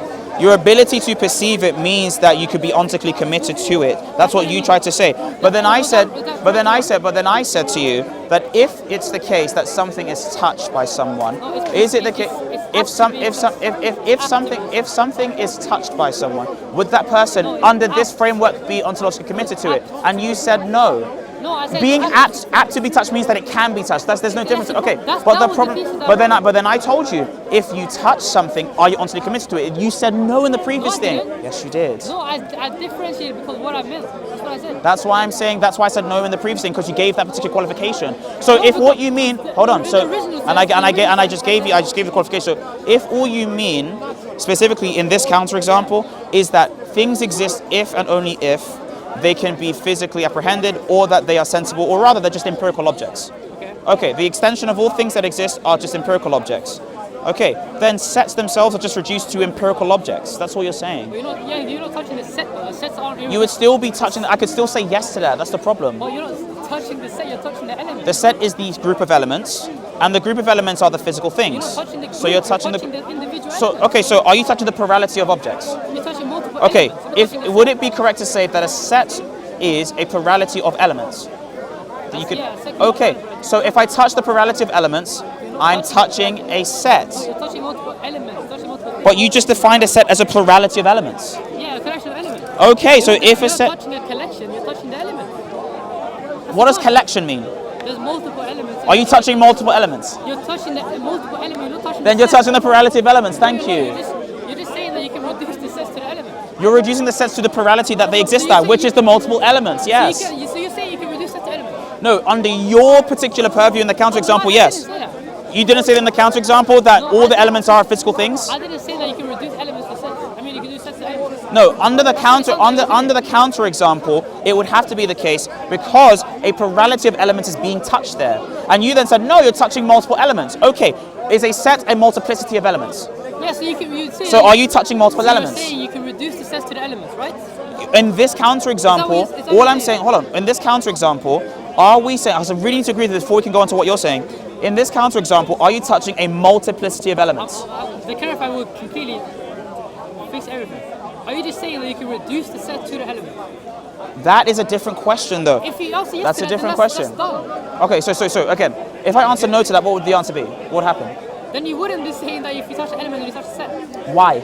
Because the set is irreducible now. No, because you're saying no, then you're saying that there is a different thing called the plurality itself that is different from the actual elements themselves that exist by. So if we're saying, now, by the way, by this counterexample for this particular person, would the person that has this counterexample believe that a multiplicity of elements is those elements? Or does he believe that the multiplicity of elements is a specific linguistic feature that we use to describe the multiple elements? So you're just asking if they're reducible or not? No, I'm asking you, does he believe that those are two different things, like those two different descriptors? No, basically, okay, I'm just going to put this down. Okay, so the multiplicity itself, of course, for this guy, wouldn't be able to exist if by multiplicity they mean something that's not physical, correct? Okay, now I'm trying to give an example, or a case rather, where the multiplicity itself is physical. If by the multiplicity of objects you mean these multiple objects, then yes, by touching these multiple objects, you're touching the multiplicity. So what I said was true, you are If that's what, no, I know that's what you were trying to get at, but the reason why I didn't answer yes or no, of which the answer is going to be yes, I'm reducing, is because it gets away from the point. Now, the point which is whether or not you're touching those particular elements or not. And again, we agree. In this counterexample, we're touching multiple elements, right? Okay. If we're touching multiple elements and a set is just a multiplicity of elements, then you're touching the set. Yeah, but that's... In the counterexample, Yeah, if you're reducing it. yes. But Yeah, even you at, said you're reducing but it. even at that, but the reason why I didn't talk about that is because now we have that concession, right? But are you saying that for this counterexample, he doesn't reduce it to that? No, if he doesn't reduce to that, then you wouldn't. No, but if he doesn't reduce it to that, what does he mean by I was multiple? assuming that you don't reduce it. If he doesn't, no. The reason why I don't reduce it to that is because I don't believe that there is only that particular ontic status. Remember when I said no to the first time, and you were like, that's a concession? What did I explain was my reason for saying no? You then said, I don't know, right? Yeah, you didn't give me. I cut you off. Yeah, exactly. Now, when I explain my reason, remember, my reason for that was because you would have to take that as a different ontic category in order to say no. Because remember, your counterexample is trying to show the difference between the two. That's me being charitable. What do you mean ontic? Remember. So, oh, sorry. Are you just The same way we've been using ontic states the same I don't way. see why you have to do that now. I'm just using a different word. It's a synonym. I'm not like As what? I'm not pumping in anything different. as- Category and state, I'm saying the same thing in this particular dialogue. I'm just speaking colloquially. I don't know why you So have to say that, though. why? Why not? No, I don't know. I'm not adding extra information. No, not like that. I don't know why you have to say it's a different category. So it's a different. It can be in the same category, just not. Well, no. If it's in the same category, then it's physical as well, which would mean that you're reducing. Oh, you mean like that? Okay. Yeah, that's why I use the words. Yeah. Okay, so on that level, if we're saying, I'm sorry for the confusion, as in between us two, because we know what we're talking about, but like, Okay, so remember, right? Your counterexample is trying to demonstrate what? It's trying to demonstrate that you could be committed to these physical things without being committed to this thing that isn't physical. But when you define being as purely physical, then either you reduce it to that so you can be committed to it, or this thing wouldn't exist, right? Then the set wouldn't exist. Okay, now if the set itself doesn't exist, then it's not actually picking out anything in reality. The actual intentional desire for that isn't picking out anything. Like if I say, for example, because it would be pure non-being. If I say, for example, like a contradiction, it's not picking out anything. The only way that you could be able to talk about that is like theoretically. But even then, like you're not talking about anything, right? But we're trying to use sets as things that we can talk about. So we would have to commit to some sort of ontic status. Well, if you just said that you reduced it from the beginning, it would have been. Yeah, but like the only way for your counterexample to work is that you don't reduce them. But if you don't reduce them, then it's a contradiction. As in, like it has the same ontic status as a contradiction. It's not that it is a contradiction. It's just that you can't talk about it. You can't talk about sets. Yeah, it means Which means that in your example, you're not talking about sets Yeah, because anymore. that was the whole point of the example. But your counterexample, your counterexample is about commitments, not whether you can talk about them. For example, in my system, I don't commit to contradictions. You don't commit to contradictions either, right? Cool. So we can talk about things without being committed to them. Yeah, but you can. Okay, yeah. But we're trying to be able to talk about sets. But if we're saying that there's no, About sets if they don't. because there's no ontic status for You them. can, if I say a set of logical operators, I can still talk about it even though there's no existing logical operators. Well, you can. Well, there has to be a certain type of existence that we're talking about. Then, like for example, You can still say you can talk like about logical, like the equal sign and things like this. Like equality is just like that conjunction, change. disjunction. I can talk about the set of logical operators without being committed to the set of logical operators or the elements. What? I can talk about the set of logical Oh, operators sorry, I didn't hear you. So when it comes, without being committed to the set or the logical operators. as in without believing them to be true, yeah. Like you could have someone that is dialephist or someone that believes in explosion and he doesn't commit himself to classical logic. You're not a classical logician yourself. So we I could, am you are, as in Aristotelian or Yeah. in, okay. What? If you accept Aristotelian logic, then surely you would accept his other metaphysical accounts, or are you just saying that you only take his logical? I take different views of it and reject others. Okay, so you only take his logical framework, you don't take his I ontological take framework? his definition of time as well. I don't see how it's better. Yeah, okay. If you have that, no, because I feel like that would be woven in. Like if you have like when he like constructs his particular logical accounts, he also does that within the purview of his ontological commitments. I can go and see how does that. Yeah, like if he has, for example, like A equals A, like if you read prior analytics, it's the same thing. Like when he, gives his logical thesis, or theses rather, he commits himself to these ontological items and the concomitant things as well. But in specifically active potency, how does active potency link it? Because when he constructs the law of identity, when he says like A equals A, he's specifically talking about that as A in act, not A in potency, for example. So he's Like example, but he's not using it as a. No, he commits to it in there. He commits to act and poesy, not Frege. I'm not a realist about logic like that. Yeah, but Aristotle is. You said you commit to his logic. He's a realist about logic, though. I'm not speaking about his meta-ontological thesis or anything like that. I'm just speaking about. No, but his logical thesis is concomitant to his meta-ontological thesis. I'm not So to reject one would be to reject the other, though, because they're concomitant. Yeah, anyone could, but that's like saying anyone can use anything. Like a Muslim, for example, could take passages from the Bible and chop and change them. Or a particular person that believes in Quran only, they could take the Quran and leave the Hadith. But obviously, you wouldn't believe that you could just leave the Hadith and have the Quran, right? Yeah, but I'm saying. Right. So it's the same thing I'm saying because they're concomitant. Yeah, but even in the sense of active policy, you can use the language of active policy without being committed to. You could only use it to demonstrate a counterexample or a contradiction, but you wouldn't be able to actually commit to I something. can use the language of active policy, even if I'm not committed to active policy. I could are you saying that in the sense that I could talk about hadith without believing in hadith? Is that what you're saying? Because when you say commit to, do you mean that you take this to be true? No, commit to means ontologically committed. No, okay, you didn't define what commit to there means. You just added ontologically to it. No, when I say commit to, I mean ontologically. Yeah, but what do you mean by commit to? I know what I mean. You take it to be true. You include it in your ontology. You include it in your ontology means you take it to be true. No, you can take it to be as true. Yeah, because if you you can have true things and not in your ontology. No, you can have things when all the things you commit to, you take to be true. Yeah, but no, that's so then that's what it means. Yeah, but things that you take to be true, you also have to commit to those things. How? I can say Santa Claus has a white beard and I'm committed to Santa Claus. That's still true. No, you're committed to Santa Claus has a white beard. But I'm not committed to that proposition. I'm not saying it exists. Anyway. That's a different thing. Remember. You said if it's true, you have to be. If it's true, yeah, but being the fact that Santa Claus has a white beard is not the same thing as saying Santa Claus exists. I didn't say Santa Claus. I know, but you're saying that just because. Remember your counterexample. So look. Your counterexample is you're committed to. Sorry, your counterexample is you take Santa Claus has a white beard to be true. Okay, but you're not committed to the fact that he exists. Are you committed to the fact that Santa Claus has a white beard? Committed ontologically, no. No, committed ontologically. I'm saying what committed means. Ontologically is an adjective that you're adding on to committed. When you say committed, do you mean take to be true? No. Okay, what does committed mean? No, every time I said committed, I mean ontologically committed. That's the Okay, no, but you're not telling me what committed means. I know what ontologically means, meaning it exists, right? That's what ontologically means. Okay, so you mean that that's what it means, right? Exactly. Yeah, but every time I use committed, so ontologically committed means that you take it to be ontologically true. Yeah, yes. So if you have if you just have commitments that aren't ontological, that would mean that you still take those things to be true. But you said you have to include them in your ontology. If you include it in your specific thesis, yes. If you take something to be true in your ontological thesis, then you're committing to them ontologically. That's exactly what I said. Yeah, anything you take to be true has an ontological commitment. So, anything you take to be true, you're committing to it. That's what I said. No, you said anything you take to be true. Is that not what I said? No, I said if you commit to something. You just said, this is what I said. I said if I'm going to say this for the fourth time. If you take something to be true, you're committing to it. Do you agree with that? Okay, if that's what you meant, then sure. That's not what I meant. That's what I said explicitly. We can take the recording. But what I generally heard is if you take it to be true, you have to include it in ontology. That's why I get it. In this particular example, if you have something in your ontological commitments, you're taking those ontological commitments to be true. But it's not vice versa. If you take something to be ontologically true, then you're ontologically committed to it. If you're committed to it, to take it to be true. If you're committed to it ontologically, then you're taking it to be true. If you're taking this thing ontologically to be true, then you're committed to it ontologically. I did ontology. You didn't add that earlier. But when I ask you what a commitment is, all it means that you take it to be true. Now, if what the things we're taking to be true are the commitments we make to our ontology, then those things are also ontologically the case for us.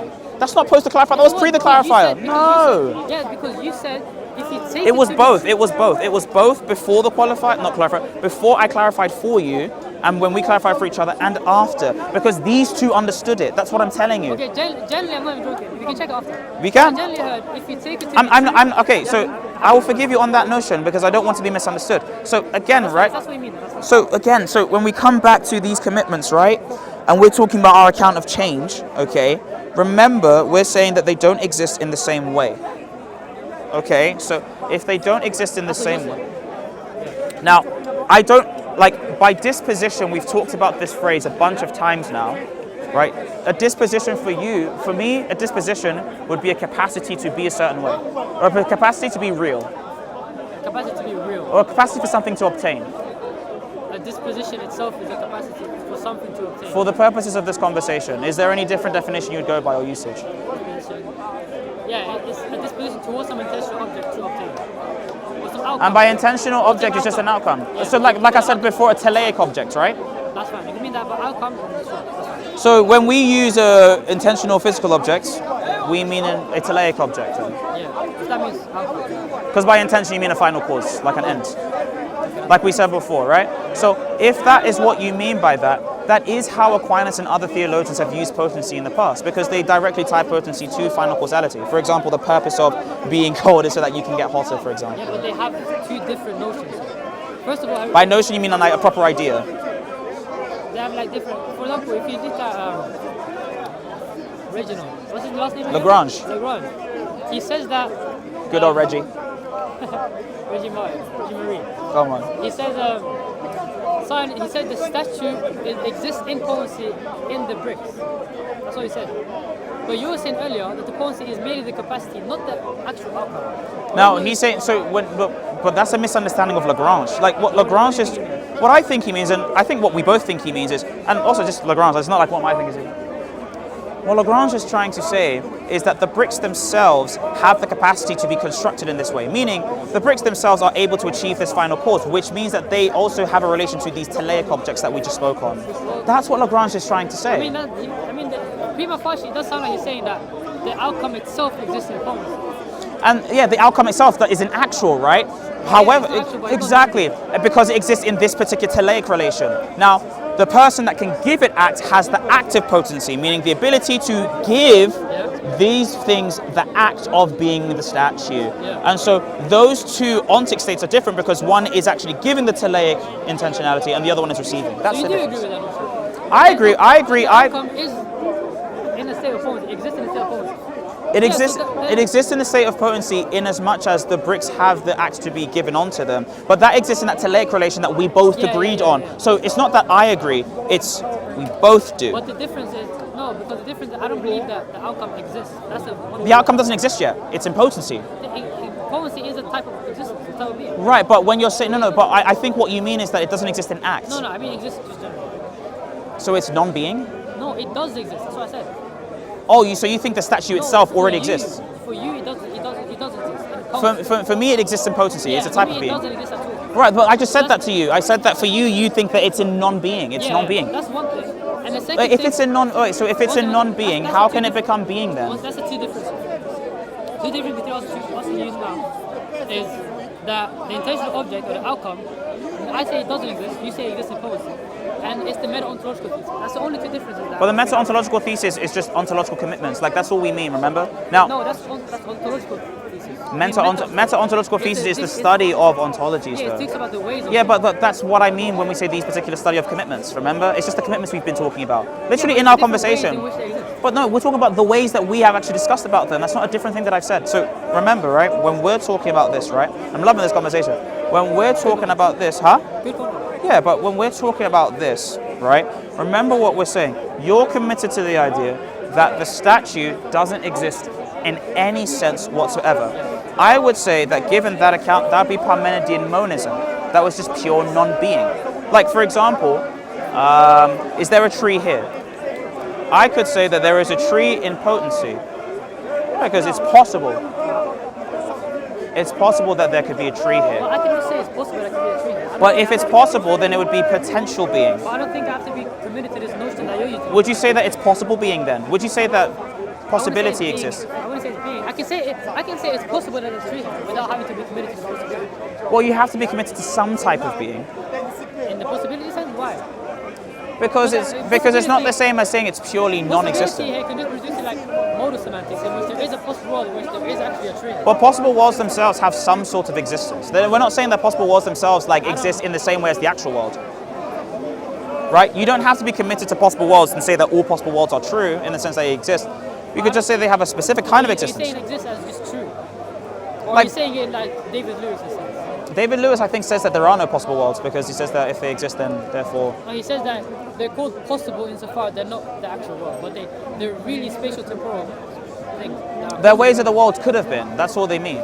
That's all No, but David David Lewis Lewis thinks. thinks that they No, actually that's not David Lewis. There's another philosopher that specifically tries to argue that possible worlds don't exist. Carnap says they don't exist. Yeah, but David Lewis would say that they actually do exist. Lewis says that they actually exist because he has a specific kind of category of being, and he only has a very reductive idea of what truth and existence is. Of course, my one is a bit more broad, and I think your one's probably going to be a bit more broad How do you either. differ with yours? Because you said they exist in some sense. They exist in potential, they don't exist in actuality. It's the same as the potency. So the possible world exists. Possible worlds exist in potency, yeah. Because God can actualize them, like, meaning God can ascribe being to them. That's what they mean. Like when God creates the world, for example, what God is doing is he's ascribing something to the world. Obviously, I mean, I don't know if you believe that the world is eternal, like Aristotle or something like this. All right, so you believe that the world was in possibility and then it became an actuality. That's the idea. Yeah, but I don't need to. I don't know. Obviously, do you agree like with ex nihilo, for example? Meaning God created the world from absolutely nothing. no matter. Yeah. Because there are other people in your circles, for example, that believe in ex materia. You can hold to ex materia and ex nihilo just not in the same sense. You can. For example, when you can. All ex materia means is that the base of instance in which God creates something from something else. Yeah. No, not just that though. Ex Because materia, there's different notions, that's In the specific literature of ex materia, that's a kind of one. But when we're saying ex materia specifically, we specifically mean that God created all things from prior existing I matter. can say that's possible. But I cannot say it's But you're possible. committed to ex nihilo. For example, No, I can say it's possible in both senses. It's possible. no, you're committed to ex nihilo though. That God created from absolutely nothing. No, I can say that's possible. Okay. Are you committed to ex nihilo? I'm saying it's Like we said before. I'm saying it's possible. Do you believe in ex nihilo? I'm saying ex nihilo is possible. I believe that they could. Do you believe ex nihilo is the case or ex materia is the case? No, I don't know which one is the case. You don't know if God created everything from absolutely nothing. Yeah, because for example, I believe in. Have you heard of Ibn Taymiyyah's theory of? I believe in Yeah, that. like perpetual succession. Yeah, so I believe in that. So I believe that God could have destroyed everything. I believe God could have destroyed everything and still created ex nihilo. Pardon? I believe God could have created. No. I'm not asking whether God could have created things ex nihilo. I'm asking whether it is the case that he If it did. is the case, I don't know. Well, it's either so you don't believe that there are material things in the past, for example, in succession. No, there are material things in the past, but when I Is say- successively, like infinitely into the past. Yeah, but the thing So is, then that's not ex nihilo, remember? That's Aristotle's position. No, it's not. Because I also believe that prime matter is. He believed in prime matter in as much as God was able to use that, but he believes that because there's a succession in the past infinitely, that's Aristotle's Yeah, but he position. believes that the matter persisted through creation. Yeah, because God can still take from that. But even then, the point of Aristotle's position isn't just that. That's a second commitment. The first commitment is that there is matter that exists potentially into the past, actually into the past. But he's That's his saying that idea. the same matter exists potentially. It could be the same. It could be different kinds. But for Aristotle, it doesn't If matter. it's different kinds, then I agree with that. Yeah, that's Aristotle's commitments, though. Like prime matter isn't just this one block of thing, right? It's different things that Yeah, are I the know, case. but I'm saying that God created one thing after another. Yeah, but it's fine. You already said you agree, so there's no reason to belabor this. So to get back to the conversation, then, when it comes to When it comes to- Wait, yeah, go How on. do you differ from David Lewis? You said it exists. Oh David- yeah, it was posed. Right, you see, but that's why I can commit to that. I can say that. You see what I mean? But remember, why you would have to say but I'm saying that that's for you. That's Parmenidean. I believe that's a Parmenidean monism because because there's only non-being and being. Remember, if potential being for you, if potential being doesn't exist as a category of being, then there's only two, which is non-being and being. Parmenides committed to that. Now, Parmenides said Where did the night change in the because there's those two categories, Yeah, but I'm because not, he believed. Well, I'm believing that there is some disposition that but the problem is the disposition is not a different category of being. I don't see why. If it's the same category of being, then it can only be pure being, like actual being, or non-being. I know. Okay, so is possibility actual being? Possibility, no. Is it non-being? Yeah. Okay, so how can non-being be being? It manifests given its disposition. It gets created by the disposition. No. Okay, so non-being. Yeah, I know what creation is, but we're saying how is that the case given the system? So remember, for Parmenides, creation isn't the case because he literally believes that you can't go from non-being to being, specifically because what is not the case cannot be what is the I know he case. believes that. I'm just not agreeing. Right? Why? Because I believe it's purely reasonable to believe that there is some disposition in objects that have some manifestation towards a potential object that can bring No, but how is that going to be the case though? Like walk this out. So if we have things, remember, right? It's non-being, right? Okay, so is being ascribed to these things that are non-being? being to ascribe Yeah, are we giving these things being? in the sense where what? Well, okay, in the sense that they exist. Okay, so when So creation, they go from non-existent to existent. when creation happens, right? A thing that does not exist goes to existence, right? That's the idea. That's what it means. That's Now, but what we're trying to say is the reason why it can do that is because it has the ability, it has the capacity to be that case. And because you're not committed to that, that capacity doesn't exist. So if the capacity doesn't exist, then there's no reason. Then it doesn't exist. And if it doesn't exist, then there's no reason as to why being can be ascribed to this thing if the capacity for it to be ascribed doesn't exist. Give an argument for what? You need to remember, it's your thesis. You have to give an argument for the way that being can be given to this thing. You're saying. I'm saying to actually justify that particular issue. I'm actually asking you to actually build this particular model. Like when you say that something exists, okay? If something exists and something does not exist, and you're saying that this thing can go from non-existence into existence, you need to be able to find and justify a reason as to why that could happen without the capacity for it happening being the case for this non-existent thing. You can believe anything. And God creates the manifestation, the outcome. But you're not actually giving. You're not giving a reason why. You're not giving a reason why you could believe that. What are the grounds for believing that? Why for what? What are the grounds for believing that? Well, you're asking for my justification. Yes. It relates to your view, it can be like a theoretical version. Pardon? Theoretical versions. Theoretical observations? Theoretical virtues. Pardon? Theoretical virtues. Theoretical virtues? Yeah, like which virtues are you talking about? Explanatory power.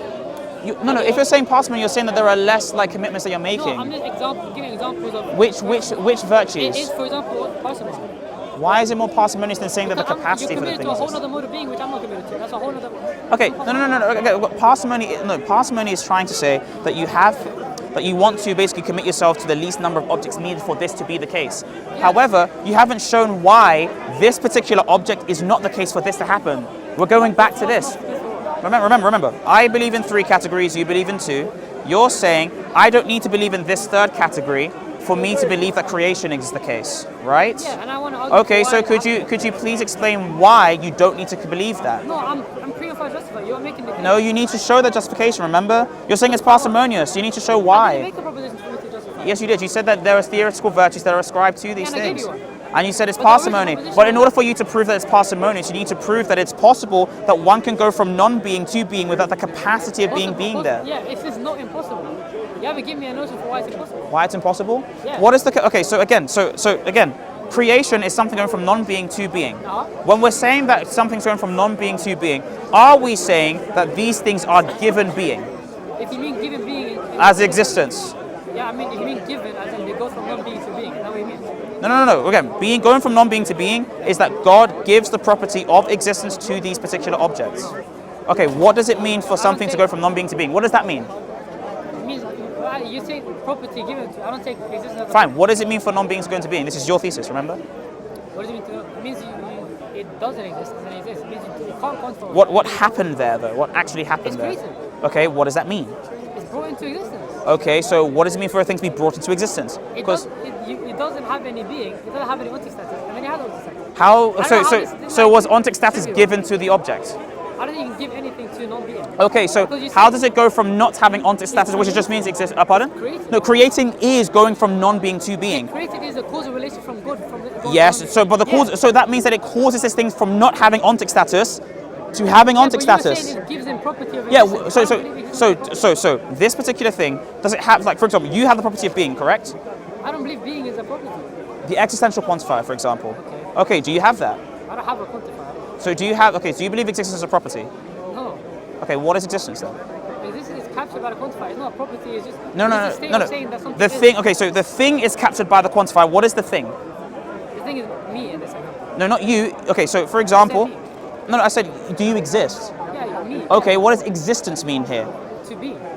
Okay, which would be being, right? Yeah. So being... You don't have being? It doesn't mean I have it as a property. So if you don't have being as a property, right, then how is existence... No, if you don't have being, it's not about whether I've read or not. I can talk about that. But we need to talk about the ideas here. So if we're talking about you having being, and you're saying, I don't have being, and you're saying that I don't have being, that would mean that you don't exist, right? You said have being in the sense where I have a property of being, of existence. Okay, so when you say that you exist, what does that mean for you to exist? It means to be, but it doesn't mean I have a to be. Being. Okay, so when... Oh my gosh, you guys are still here. What is the as in the copula? Is that what you're saying? Hold on, the copula, is that what you mean? Okay, so if I say this thing is red, is being, right? Is being, and then the red is the property, correct? Is this being? If I say that if I say that these headphones are black, this is black. It just sounds like you can quantify over. That's why it sounds. Okay, so pardon? It just sounds like you can quantify over. That's why. Yeah, but you can quantify over this. But could I say, okay, if I say this exists, can I say there is an X such that X exists? Yeah, that's what it means to exist. Okay, so if I say that there is an X such that X exists, is that a property or not? No. Wait, here's the real question. Quine doesn't believe. Wait, here's the real question. My goodness, it's not about Quine. Hold on, I'll show you. I'll just show you. Is logical quantification exhaustive of real world statements? So for example, real world statements. So for example, I know a real. just a real world statement. So like I for know what it is, example. but expand on it. Oh, okay. So what I'm saying. It has to be a property of some kind because it's a property of. Look, I'm just going to show you, man. I'm just going to show Here's you. what I'm saying. For example, when I say, okay, let's say he's standing, right? And in logic, I express that as X is S. There And exists S. an X such that X is S. Yeah, there is an X such as X is S. And then Wait. I just want to. No. Look. So I want to show him this, but this is just SCP. I just wanted to show SCP so that we can actually be on the same page. What are your reasons for denying that existence is a property? Exists as a property. Yeah, you said existence is not a property. What are your reasons for denying that? Well, I don't have really reasons to give it right now. I didn't think Quine's the reason. I didn't find idiom is. What reason do you have? You could just restate Quine's reasons. No, I think Quine's idiom is better. Quine's idiom is better. Yeah. Okay, but there's no reason. You don't have an argument. Okay, so then, like, you can't just say I reject it for like no reason, right? You have to have a reason to reject it. I don't know how that's relevant to the Okay, so there are two main objections that people have. It's germane to the point because if existence is a property, then God is giving you properties. That's the idea. So, God can give you property, it's just not the property of existence. but because existence isn't a property for you, that's the Yeah, but point. you can still give But if property. existence is a property, You could've just then said- God could give you the property of You could have existence. just said it gives you a property. In giving you a property is for you to. Yeah, but the problem, no, but the problem is if we have the property of existence specifically, like any property, for example, like having a hand, having a leg, having an eye, also has another property baked into it, which is existence as well. It's a property of a property. Like that's how other philosophers say. Yeah, Second property. yeah, but that's the problem. If existence is a second order property, it's still a property, right? No, I always say I'm denying the first order. You said give. You didn't say that. I'm saying, okay, look, the different beginning, reasons as to why people have existence properties or things. But see, you said in the beginning. The reason why you have, I was just in the middle. The reason why you have things as different properties, for example, right, is because the reason why we reject existence as a property is because Kant has this particular objection. You know the Kantian objection to it? Okay. Kant's objection to it is saying when you give a property to a subject, it needs to add information onto what that subject means. So if I say something's red, I'm actually adding on extra information. Okay, I know. If I say that it exists, it's not adding extra information. Now, obviously, I think that is adding information. If I say that Spider-Man exists, I'm actually saying, oh, there is a positive ontological item known as Spider-Man. There actually does add information. So that solves the Kantian objection. There's the Humean objection as well, and we can get into that as well. But both objections don't really meet any scrutiny. Quine addresses those two objections as well, doesn't really find them to be as much substance. But the reason I deny what you said earlier is because you said it can give me the property of existence. When you're saying that, you're saying that's the first order property. That's what I deny. But if you say the second order property, then that's I'm just not in my head. I'm not agreeing or disagreeing. I'm just not in my head as in listening to you. If you're saying you said I can give you the property of existence, that's a first order. Could you give me an example of other second order properties, for example, that God can't give you? Are there any second order properties that God can't give you? Second order that God can't give me. Yeah. Not that I can think of. Are there any second order properties apart from existence that God could give you? That God could give you? Could. Yeah. Yeah. Like? My hand being brown. Your hand being brown. So by second order property, you mean a property that's already with another property. That's what you mean, right? Property of a property. But the problem is, but even then, being like, for example, being brown, that is still a first order property, though. My hand being brown is specific. Your hand being brown is different from you being brown. But like, being brown, though, like even the hand being brown is still the first order property, in as much as it's a property. You said that my hair is long. You say your hair is long. If you mean, second order property. in as much as you have to define hair as a property of something else. You see what I mean? Yeah, exactly. But there's no reason. But the problem is remember, I'm saying that it's a first order property, and again, I even said, okay, I can say that it's a second order property as well. But the problem that we have here is you're saying it's not, and you have no reasons as to why it's not. Existence. You said existence is the property of a property. I can say that, but I didn't say it's the first order. But I'm saying it's a first order property, and I said the objections that people raise to them don't match up to scrutiny, as we've just gone through. Well, yeah, but I don't say that is relevant to the discourse. It's relevant to the discussion, and it's relevant to the discussion because we're trying to find objections to it. Now, reasons why people, like, I think it's pretty germane amongst philosophers that this is something that they accept. Now, my reasons I believe for accepting that is below because I think that it actually meets the criteria for what it means to be a property. I think it's something that's ascribed to to a subject. Ascribed to a subject? Yeah, a property is a predicate. You can just say it's a predicate. Yeah, but properties are predicates, though. No, They're just different kinds of predicates. Predicate could be linguistic. Predicates are linguistic items, but all properties are also linguistic items. They also have linguistic extension. Yeah, but they're also. Yeah, so that's all we mean, though. But you can say existence is a predicate. But existence is real as well, though. Like, there's no difference between them. Huh? I think the reason why existence is a property is because it has predicative force. There you go. It has predicative force. It has predicative force. Yeah. It can have second order predicate. So second order properties can still have predicative force, but I also think that it also has the predicative force of a first order property. For example, if I say, for example, like you're not a property, for example, but if I say that you don't exist, right, that would also be like true. Like before you were created, you don't exist, right? Now that you exist, you also have the property of existing. That would be a first order property. You see? Well, I can still give properties to things that don't exist. You can still give properties to things that don't exist, but if you now exist, then I'm telling you something that has predicative force. Namely, you exist. I feel like it is reduced to you being able to give, like, to being able to quantify over. But you being able to quantify over is the exact same thing as saying that you can give it this property, remember? We're asking whether or not you can give existence to something. And the way that we have to establish that is whether existence is a property. Well, you quantifying over doesn't mean you give it a property. Well, it can mean that if by quantifying over it, you just mean that you have the existential quantifier and then you put it like this. But the problem that we have is that you can also use that in a particular predicative way. Like you can give predicative force to it. If I say there is an x such that x exists, right? We're quantifying over it, right? But it's also the same linguistically, really, as saying that the thing is being given the property of existence. It's just an analytic way of saying, like, it's just an analytic way of saying it. But if it's trivial, it means that it's still true for us and for you. To use it as a predicate. Then you're using it as a predicate, right? But predicate is linguistically meaningless. Well, that's what we're saying. If we're using it as a predicate, yeah, if we're using it as a predicate, then we're at least one way. So I'm saying it has the same predicative force as a first order property, remember? Well, I don't know. There you go, thank you. Look, let's shake hands on that. Now, no, it's a shake hands because you said you don't know, right? Yeah, Right, thank you, that's what I'm trying to say. But I want to be able to establish that though. If you don't have an objection to it, I'm still going to establish it with this. So if God is giving the property of existence to a particular object, then he doesn't have.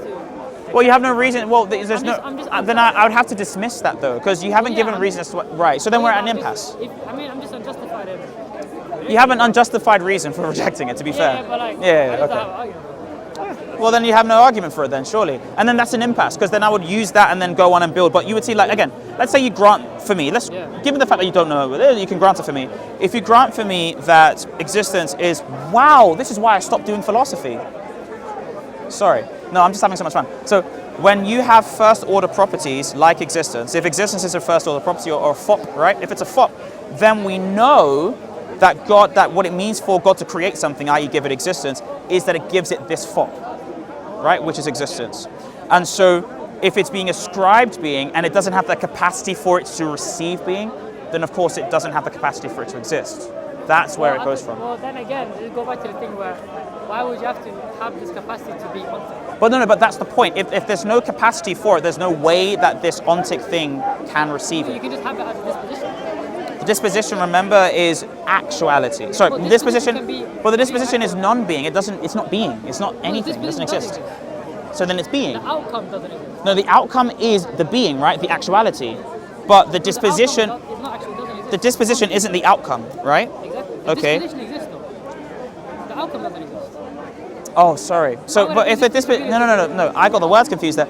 The disposition is what we're saying is potentiality, though. You see, if the disposition exists, right, it either exists as actual or as non-actual, right, or as not existing. So if it exists actually, then it's already existing. That's the point. So then there's no outcome that's being ascribed. The disposition would just be the outcome. You need a. Remember, actual existence is like actual existence is like water being hot. I know. So then that would mean that the disposition is already like the disposition for the water to be cold, right, wouldn't be potential being. No. So the disposition exists. The disposition is the potential for it to be this way, right? In our language, it's the potential to be this way. We're saying that disposition is already actual. That would mean the water is already cold. That's what we're saying. Because that would mean the disposition is already the outcome. I know, that's what I'm saying. But you're confusing the disposition with actual. Under your case, yes. And it manifests. Under your case, yes. So it being, but The point I'm bringing was that. the point you bring is that change is still the case. Remember, the change has to be that there's these two different things that one goes from one to the other. Wait, the point I'm bringing now. Although you said that you can't have this unless you have some capacity to receive this property of existence. Yeah. But you can still have that disposition.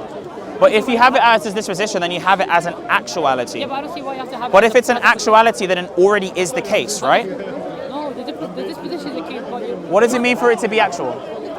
the disposition exists. The alcohol disposition doesn't exist. For something to be actual, it needs to actually be. It means it exists. It means it exists. It is the case, Yeah. right? It obtains. Okay, so if it actually is the case, right?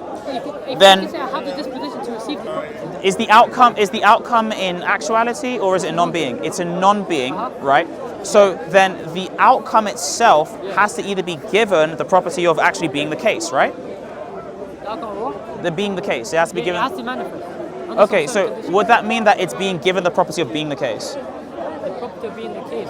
I don't know if manifestations are. I don't think manifestations are doing the property. But you see how that's something like again, like there's no way for it to go from this category to this other one apart from just saying it does. You see what I mean? Well, you can just say you have like. It does. That's what you're saying. It does. What do you mean it does? It just does does. manifest. No, it's under some certain condition. Yeah, Certain stimuli. it does under some conditions, but it's not the difference of saying, oh, the reason for why it's going on or what we're analyzing here is this is doing this. You're not saying anything. You're just saying it does. What does that mean? It's true under some certain conditions. What does that mean? How does it go from it being not true to being true? By the manifestation. That's what I mean. But we're defining what the manifestation is, you see. The manifestation is becoming. Is it being the case? The intentional object. And how does it become the case? By manifestation, right? Yeah, the intentional. So then it's circular. You're not defining what manifestation is. The manifestation is the intentional object becoming active. Right, it's the object becoming the way that it's supposed to be, right? Okay. And I'm saying, how does that manifestation take place? I don't know what You don't know. No, I don't know what you mean by how. In what way?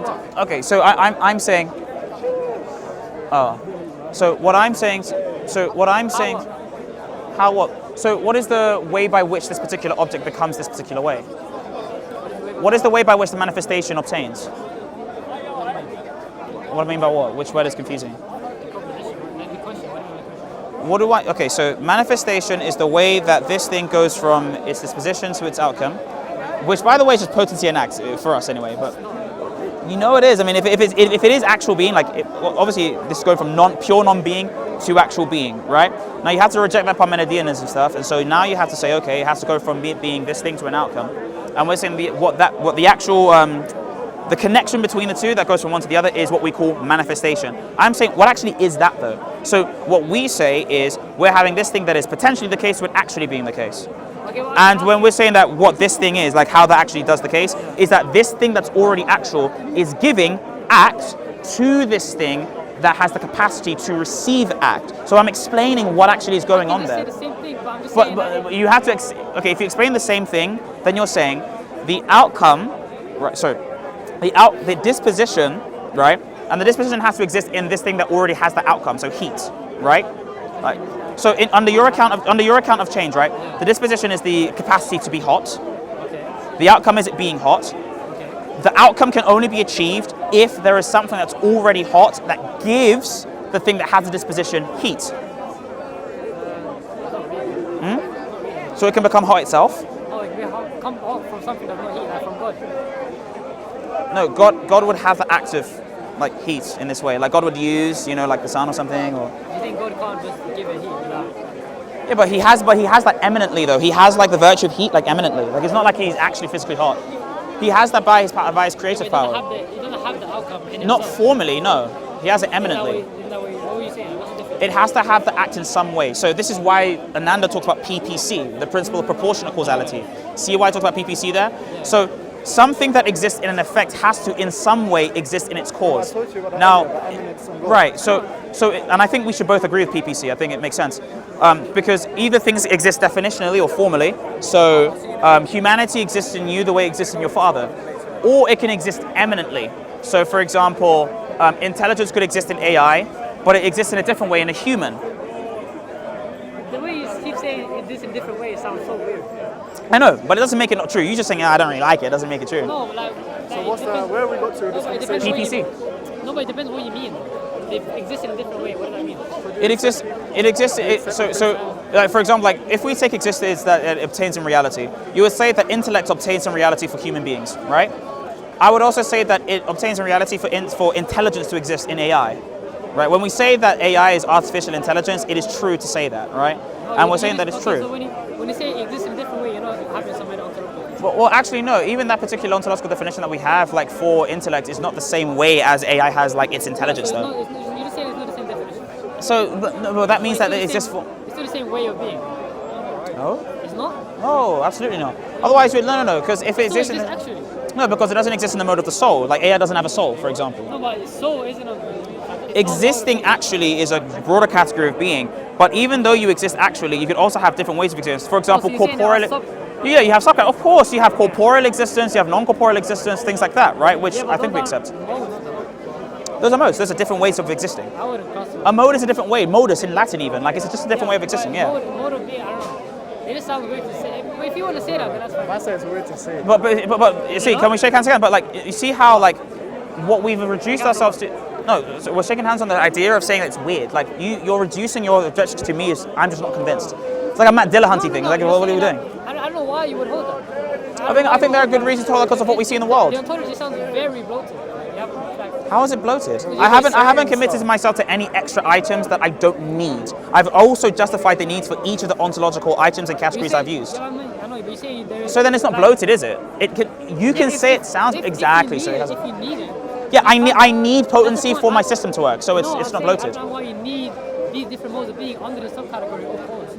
That's what I was saying. No. Under the subcategory of potency, there's only two modes of being, which is potential potency, passive potency, and actual potency. Corporal and this thing. That's in actuality. Yeah, you said under these modes of being, under actuality, the different modes of being. Yeah, I don't think that actuality is one way, though. Do you? Yeah. So you think that? Okay, so you think that if something is. I don't know why you would. Wait. For example, do you think that like I don't know, like angels, right? Are they corporeal for you? No, that's just describing the properties of it. That's not a different mode of being. No. Do they exist in the same way that you exist? Yeah, they exist in the same way. So they exist physically for you? No, that's just describing different properties to them. Okay, when we say a mode of being, what do we mean? Mode of being goes into the mental thesis in which they have a different. We're back way here of, again. The methodological thesis. By the way, the methodological thesis is just the way that we analyze like ontology. So we don't need to use that. So what we just need to use is actually like what is the thing? Use mental thesis. Yeah. They're talking about their thesis in which there are different categories of existence. Okay, but that's what we're talking about. So okay, so when you say mode of existence, yeah, but that's the same as saying that there's different modes of existence. There's no difference of saying that. That's what I'm saying. So then why are you using that particular register then? Like It's you know. just how Okay, it's so different. when we list those No. It's fine. It's It's not fine. adding information. Wait, that's it. So then there's no reason to say When it. we list those categories, do you take them that they're all the same or are they distinct categories? In what? Material being, immaterial being, do you take that these all mean the same? No, there's different categories in Okay, the so properties. no.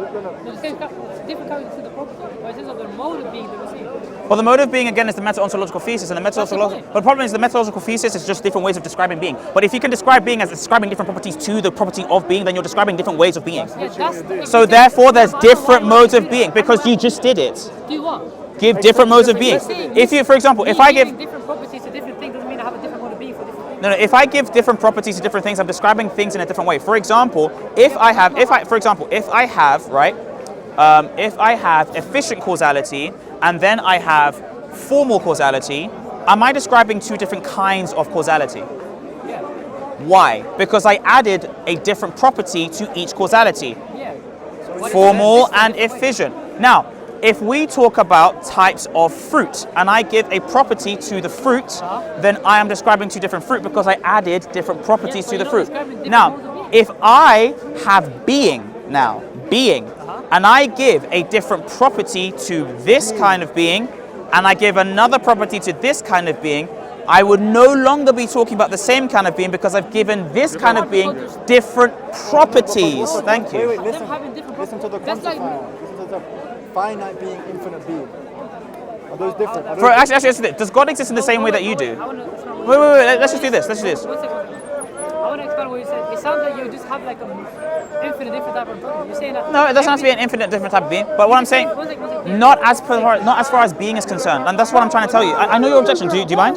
So, What do you think about this? I think your objection is that this would mean that there would be like an infinite different ways of describing different kinds of being, right? Now, what I'm saying is that's not the case. I'm saying in as much as being is described, you can have different, but it can still be finite categories, meaning a finite number of categories. Yeah, That being said, right? But what I'm saying is, I'm just saying, you say. okay, if it's hyperbolic, then I don't care. Here's what I'm saying though. Wait. I'm just in the middle of my thingy. But I didn't get you. I You're just just. saying that anything. I'll ask the that question has- after you. You're just saying that anything that has different amount of properties has different notions of being, has different modes of being. If by notion you mean by way that you exist, by notion you mean an idea, right? By notion like the proper idea that you have in a system. Notion like ways of being, modes of being. Okay, then you're just saying modes of being then. So I don't mind talking cross-person. So here's my thing. When So we say that, we're just talking about the way in which an object contracts being. In what way does it? yeah, but he doesn't believe that being is something that's contracted. We went over this. But I'm saying that So what he's equivocating. yeah, I know. So here's my problem though. Do you think God exists the same way that you exist? Same way it wasn't. In any way? So the methodological thesis. No. The methodological thesis. So God exists exactly the same way that you do. So if what you mean by God exists, right? By you exist, does that mean that you obtain physically, correct? Yeah, but that's different. That's not mental. That's not Why is it mental. different? The methodological thesis is literally the different ways that you describe being, right? So No, if we it's talk about different ways being kind yeah, of. exactly. wait, So different ways that different different. way of being. Yeah, no. But he doesn't. No. But your methodological thesis is that there's only one way that being can exist. So the one way that being can exist, would that be physical or non-physical? That's not ways being can exist. How is that not a way that being can Because it's exist? describing different properties to being. But if you describe different properties to being, then you're actually changing what being means in these particular modes, which mean that there's different ways that properties exist. Finite, infinite. You're You're talking defining about being being. the same way. You're talking about being One second. contracted differently. You're saying No, that you can define being in a general sense, but then within the general sense you have different definitions. That's the same thing that we do with any definition of something. You being, your being.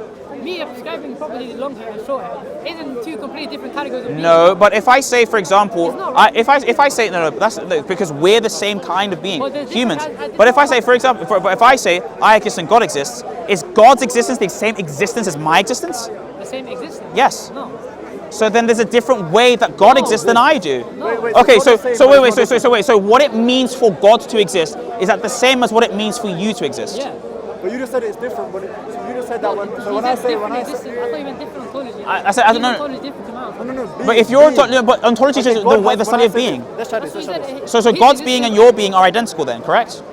No, he has his own ontology. I have my own ontology. No. Ontology Existence being. for he God. has his own existence. So when you quantify existence over God, that's the same thing as saying quantifying existence over you. No.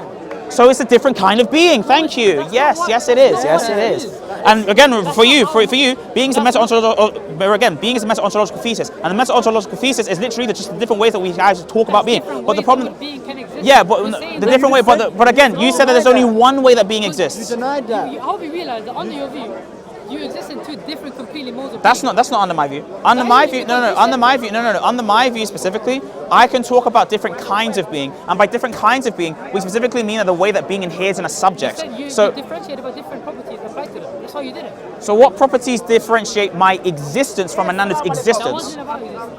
That's what we've been talking about. That's what we've been No, it talking was about. just any property. You said No. physical and non-physical. No, that's Okay, what we said. but exist. Any But property. so if you say, but if I give properties that actually edit what it means for the thing to exist, then I'm talking about a different kind of An existence. example of- like, give An me example is physical existence and non-physical That's not- existence. That's not That's not an example. That doesn't go That is an into the example. That way is an of example. thinking. Well, it's an example though. It's an example and a counterexample that proves your point. It's existing materially Wait, different. wait, from the wait. way Am it's I? existing immaterially. In what sense? In methodology, no, it's not.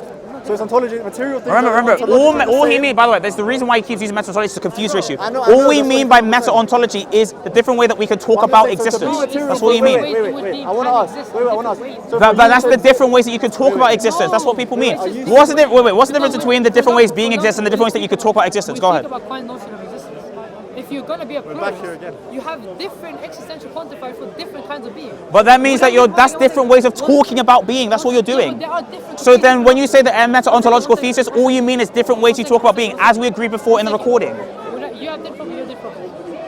Would I use the same existential quantifier for you too? Pardon? Would I use the same quantifier for both of you? There is an Ananda such that an Ananda exists. Yeah, would I use the same quantifier? Yeah, I'm using the same existential quantifier for that. Yeah, to say that Ananda exists is the same thing as saying, Okay, as so there's SIIIG no says in different both modes of sentences. existence then. Yeah, for us too, but for God, Okay, when I so say what- that God exists, I'm not having the same semantic import as saying that SIIG When I say exists. premise 1, God exists, premise 2, I exist, am I saying exist in the same sense? No, obviously not. When I say an angel, when I have an angel and I have you, can I use the same quantifier on both? For both of us, Yes. if we're using analytic fill, then like you could use the existential quantifier for all things. It's a universal term. Like it's not something that's different. But when we talk about but the problem is we're not just simply reducing existence only to the existential quantifier here. But then if you say that for God, then you believe that existence is univocal for God and for yourself. It is univocal, but I'm saying. So if it's univocal for God and for yourself, that what it means for God to exist is okay. So could we look at then therefore, right? Would you say that the properties that are entailed, the properties that but the properties that are entailed under existence are different from the properties entailed with a person that exists. For example, yes, but the problem that we have, hold on. But the problem that we have is this: when you have God, for example, and you accept that what it means for God to exist is what it means for you to exist. Now, you accepted that. That's what I said. So here's my problem with that. Okay, when you say that. That means all the properties of existence, so the second order properties of existence that are attached to existence specifically, not to you, to existence that also inheres in you, those also are the case for God. Correct? I didn't accept first order property of being. You always do this. You accept Being no. Hold on. Wait. Do you think? Wait. That's fine. You didn't answer my question. Can second? Okay. Remember, you didn't give any reasons for it. You just accept that. You just denied it. Remember, you didn't give any reasons. But here's the thing. So when it comes to, it's not going to clear it up because it's not going to actually confuse the. It's going to confuse the issue. I just want to continue my point because you made a clarification. Oh, okay. You said material and immaterial are two different ways of being. Yep. And angels are immaterial, right? Yeah. Yeah, so can I use the same quantifier? Will you use the same quantifier for you and the angel? Now look, we're talking about the specific idea of existence. So again, when we talk about, okay, so here's what I'm saying. It doesn't actually help the issue because all that's going to mean is that you're saying that it's univocal, which you said about before. So it does not clarify the issue. So no, it does not, because what you're doing is repeating. Because here's your example. Your example is I can use the existential quantifier for angels the way I can for humans. That's all I mean. That's it. And I don't see any reason as to why I need to add anything else. Right, so it doesn't help. So there you go. It doesn't solve the issue. So to get back to the actual conversation, it doesn't, because I just told you why. And the reason why, and I'll repeat again, is as follows. Even if you say that existence is a second order property, okay, a second order property, second order properties can also have other type properties underneath them. For example, if I have, for example, my hand is brown, and I could also say my brown hand is a couple inches wide, right? So that would be a second or third order property, for example. So in order for existence to be a property, a second order property, it would also have other second order or rather third order properties that cohere with it. If existence means for God the same way it means for you, that means all the third order properties of existence for you exist for God. That's not like a metaphysical piece. I don't know how to. What? I don't know why I have to hold to that. Wait, no. You have to hold to the thesis because you're. I'm going to explain why. I'll explain why. You didn't give your clarity. You're going back to the other thing. So the clarity that I gave is this. You're not actually a constellation. Well, I'm saying, all it means to exist, I don't have to know. I have to put the second order. All I can just say is that you can use the exact same existence on the exact same type of. The existential quantifier for you has second order properties with it. It quantifies itself. It quantifies other objects, but it also has third order properties underneath it. It quantifies itself. Second order, because you remember, you accepted in the recording. What do you mean that I'm going to tell you. Right now, and I want to make sure that we're having the same language. You agree that existence is at least a second order property. Do second order properties have properties of them? So the properties of existence, because I want to make sure that we get away from the bloviating. So this is what I want to focus on now, okay? I'm talking, so it has to do with, so your whole point is that you can just take existence as an existential quantifier, but you also have the commitment to existence as a second order property, correct? No, that's just as a result of the quantifier. The quantifier is the main. Okay, so no, but there's also a concomitant tie that you can't just ignore or brush away. That's just like a different way of Is it concomitant to it? No, that's just a different It's not concomitant to it. This is a different way of saying. Is it concomitant to it? It's just a different way of saying. It's just a different Is way it of concomitant to it? saying. You can quantify over. Is it concomitant to it? It has the same correlation. So it is concomitant to it. I just want to know. By concomitant, it means that if this is the case, it is also the case that this is true. So to say that existence, for example, there's the existential quantifier, is also true that you would also commit yourself to saying that it's a second order property. By the way, even if you don't believe it's concomitant, you already on recording said a second order property. Yeah, I can say Okay, so focusing on the fact that it's a second order property then, and I really want to get this true. It's not a confusion. I'm making sure that this is clear. Okay, what do you think my point is going to be? What do you think my point is? I'll tell you what I think. What do you think my point is? I want to answer why. You're going away from the point. My point is very simple. I didn't say that you're running. I said you're going away from the point. So my problem is this. I think you're confusing the second order property with the existence. That's right. Okay, so you think that they're not the same thing? You said no, they're not the same thing. Okay, so you commit to both of those ideals, correct? You said that the existential quantifier itself has second order property. No, I'm saying that if we're taking existence can be understood as the existential quantifier, but existence can also be understood as the second order property. And I'm saying that particular thing. No, for you it is the case.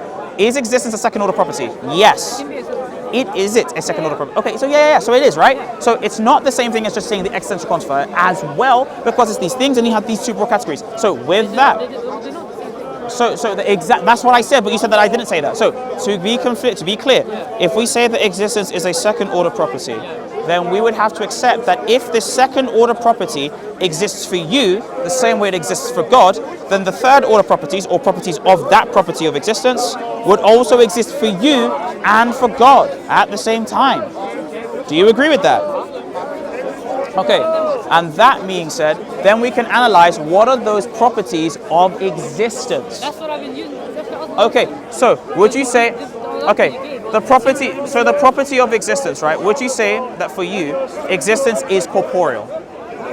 Material. Okay, you can have immaterial existences, right?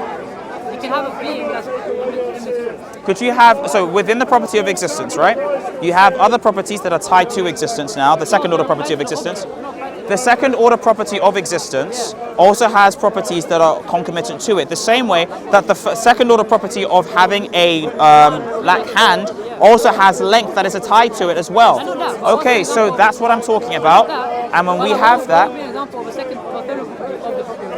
of the property of existence, that's what we're discussing right now. We're trying to see if we agree or disagree. But can you give me an example? I actually don't know what you're doing. I'm trying. That's what I'm trying to do. So I'm trying to see. Now, would you say that an example of a third order property of existence, right, is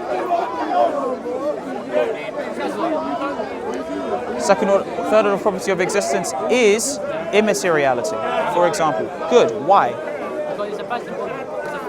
Yeah, all properties are applied ultimately to their objects. Why is it a first order property? Because it talks about the being itself, not the matter. No. Why would I have to accept it? It's talking about the way that the thing is. It's not talking. So that's not talking about the. Yeah, all things are applying to the being, but remember, we're talking about whether it's a first order property. So does it immediately connect to the being, or is it actually something that is going through another property, which is the second order? I don't know why I had to accept that. Huh? I don't know why I had to accept that. So then why did you accept it? No, I don't know why. I didn't accept it. You did. Remember when you said that it's not a second order property, right? Remember, you're saying that immateriality is applied to the subject, so it's a first order property. Yeah, I'm saying I don't know why I would have to accept that as a third order property. So you're saying, but you didn't give a reason as to why it's first order. You said the reason why is because it directly applies to the subject. Right. So it directly applies to the subject, but it doesn't because it applies to the way the thing exists. So first of all, I don't know why I had to accept that. okay, so I think before we talk about anything about the angel, like before the angel's immaterial, the angel has to exist, correct? Before the consideration of the angel's materiality. No. So before we can consider an apple, we need to know whether the apple exists or not.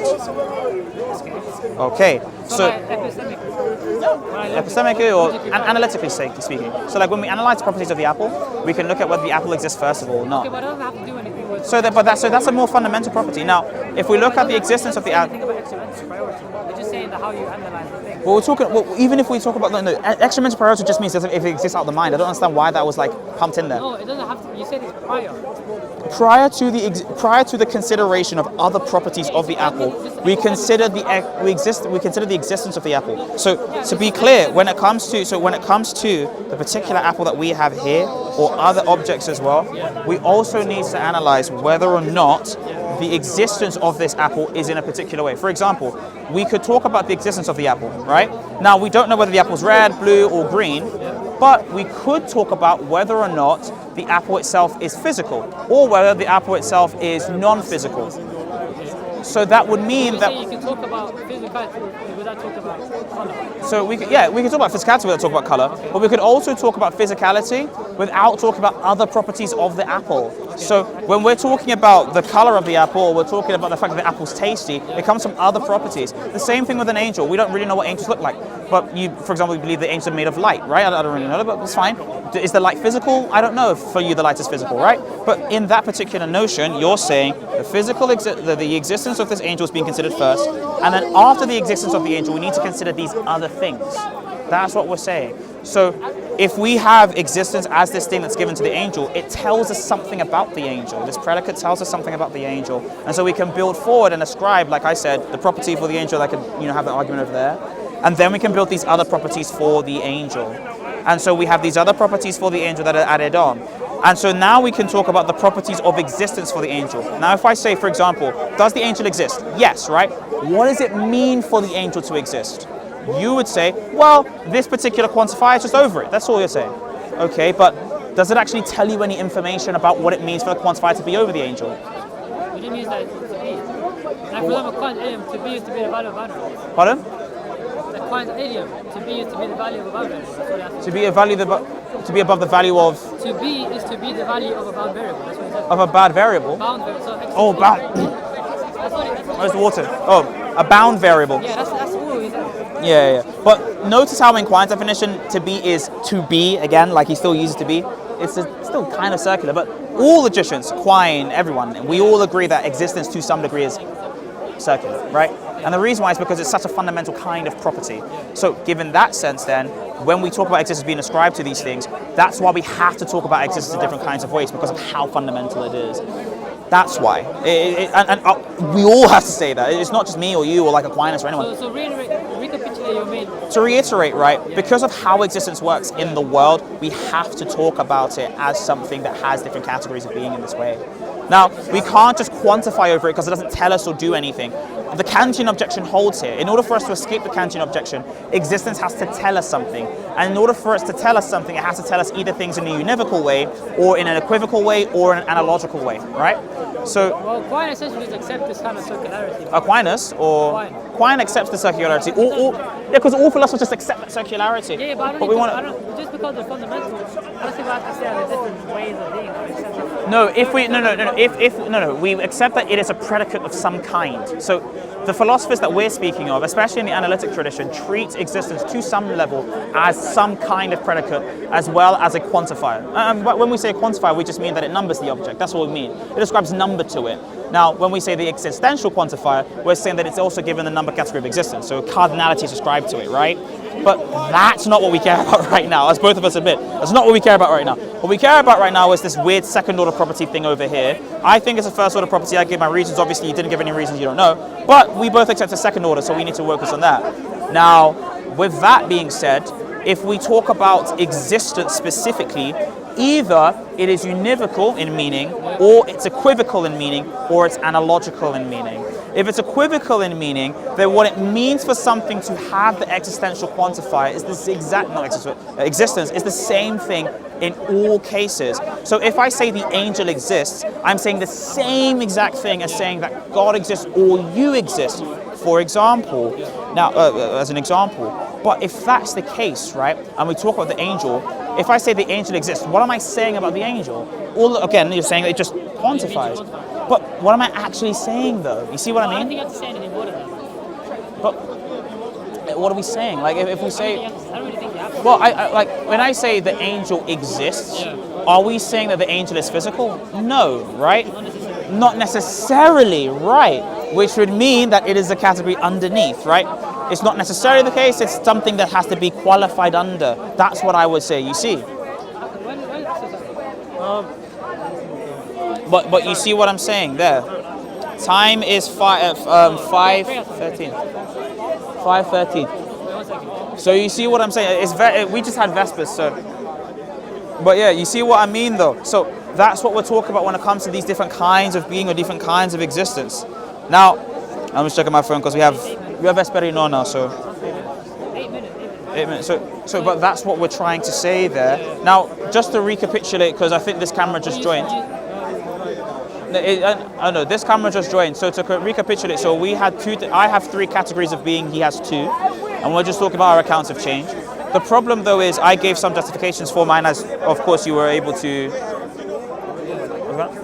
be aware. And obviously, you accepted your particular notions. You didn't really give any, reasons. Fair enough. You didn't give any reasons, which I just wanted to make sure that that's on record. But to be clear about that, though, to analyze, to really investigate this particular idea, if I was to say, for example, that something, I don't know, if I wanted to say that like colors exist, for example, you're just quantifying over the colors, right? Like if I say color exists. I wouldn't say colors exist in that sense. But in that what? In that sense, right? Obviously, now you're just getting. There you go. But now you're going to semantics. But that's exactly what we're doing. Semantics is just meaning. That's what we're trying to get through. You're grasping your skill. No. In that sense, I want to speak in the sense where it exists simplicity. In the sense where it exists in simplicity. But the problem is do they, when you say they exist in simplicity, what does that mean for something to exist in simplicity? That it just exists, right? Exists, yeah. Right, but what does it mean for something to just exist? Yeah, I just accepted the circularity of Quine. Pardon? I just accepted the circularity of Quine. But even if you have the circularity of Quine, like even if you have the circularity of Quine, like Quine's circularity is vicious in that way. Like it's not virtuous in any sense. Yeah, but I think the main point was that. So if you accept that it's vicious, then it's not a good circularity to hold to. No, I'm not saying that. I'm saying the main point is that and then you kind of skipped over it. You said that physicality and materiality is going to be subcategories to existence. You gave the proposition, but I didn't hear you justify it. So I think the reason why, well, because I think it actually edits the idea of what existence is. So if I say that something exists physically, then I'm actually editing what I mean by existing. Like for example, applying a different set of properties to the thing. If I say Spider-Man exists, it's not the same way as saying that I exist. Yeah, but that's the fourth proposition. Pardon? That's just the fourth proposition. No, not necessarily, no. Because I could say, no. I think it is true to say that to some degree Spider-Man can exist, or that he does exist even. Now you're having different sense of existence. Which is what we're saying. In the sense that I'm using it, then no. Well, what's the sense that you're using it? In Quine sense. In the Quine sense is that... It exists simplicity. But what does it mean to exist simplicity though? Wait, what does it mean to exist simplicity though? And why does that not satisfy for Spider-Man?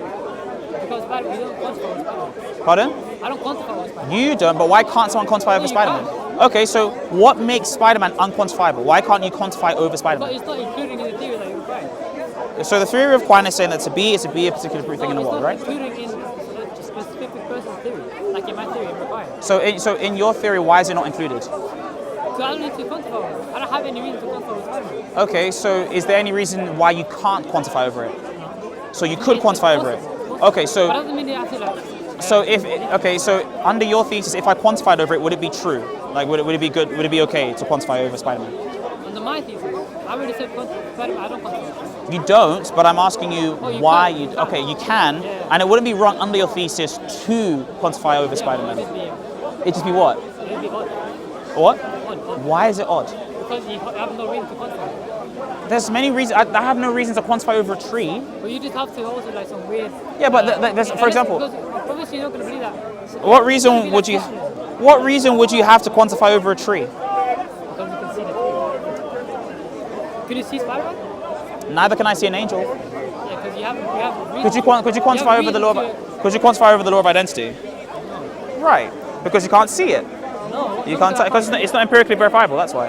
That's what type of logical... For you. No. Why do you choose? That's not like weird logical process. Like I quantify everything I don't see. Do you quantify over things you don't see all the time? Of course. So why don't you quantify? So why don't you quantify over Spider-Man then? Because you can't touch him. No, I have no reason to do that. I can't touch it. A lot of things that... You don't have any reason as to not. It's you're at an impasse. Like there's no reason why you don't need to. Reasons have to do with positive reasons as to why you should quantify something. You also have. Any reason as to why I should quantify. Do you have any reason as to why you shouldn't? So then you're at a motivational impasse. No, like, it's the like for example. It's the absence of evidence. Yeah, but the absence of evidence is an evidence of absence, though. That's exactly what I said. But that's exactly what I'm saying. When we're saying, yeah, we're talking constructive. Like, look, again, you need to say if you don't quantify over Spider-Man, you either quantify over Spider-Man you either don't quantify over Spider-Man for no reason, or you actually have a reason as to why you don't quantify over I don't him. have a reason to, but that's why. Do you have a reason to not quantify over Spider-Man? That's not how it works. Of course, that's What's how that these one things reason? work. Hitchens razor. Yeah, that's you don't Anything asserted without evidence can be dismissed without Exactly. it. But the problem is there's no assertion of these things here, and I haven't asserted anything. I don't have to quantify over it. No, I asserted that you could quantify over Spider-Man. I already agreed with you could. Okay, so why don't Because you you? don't have a reason to quantify over Spider-Man. Why don't you quantify over Spider-Man? Because you don't have a reason to, that's all. What? You don't have a reason to quantify over Spider-Man. Okay, so you don't have a reason to not quantify over Spider-Man. Yeah, but that's not how it So works. I'm Reasons just are agreeing. positive. Reasons can also be negative in nature as well. For example, I don't like this person because this person does not satisfy these particular requirements. For example, so then they're not just positive in nature, they're negative as well. And they also move you to a particular thesis. Of corruption. Do not live this, listen, do not live in our setbacks. All right, so sorry, I'm just getting text. So these reasons, so when we talk about reasons, or it's just going to be like I'm not going to say like that. I hate when people do that when they say it's going to be like this thing. I hate when people say that. So when we talk about reasons, they are particular belief states that might motivate us towards one thing or another. So if we have these two things, either quantifying a subject or not quantifying a subject, then I would want to have a reason to quantify a subject. If I don't have any reason to quantify a subject, then I don't have a reason to do it, but I don't have a reason to not do so. I'll be at an impasse.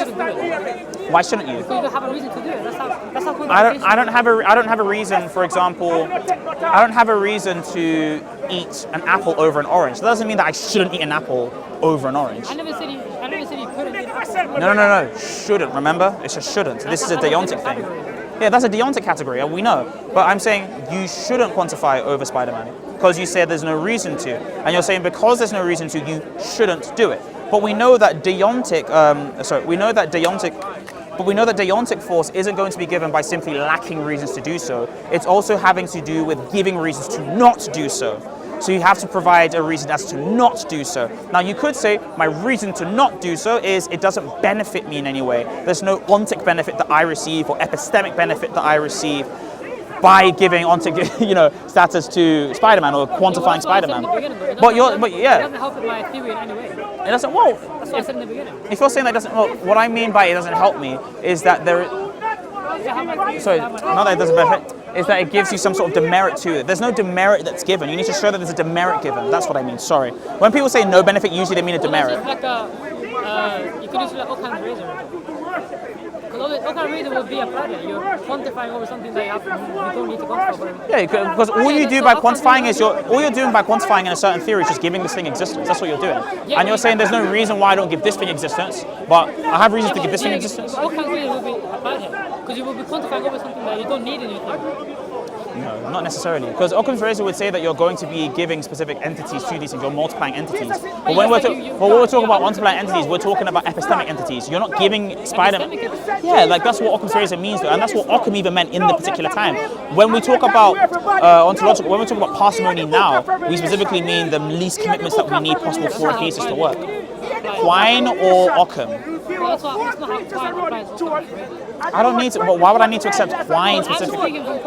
Yeah, but why would I need to be committed to that? Why would you have those? Why do you have those commitments to Quine's idea of parsimony? No, I disagree with Quine. Yeah, but I'm saying why? But you agree with Quine means you're committed to Quine's particular idea of parsimony.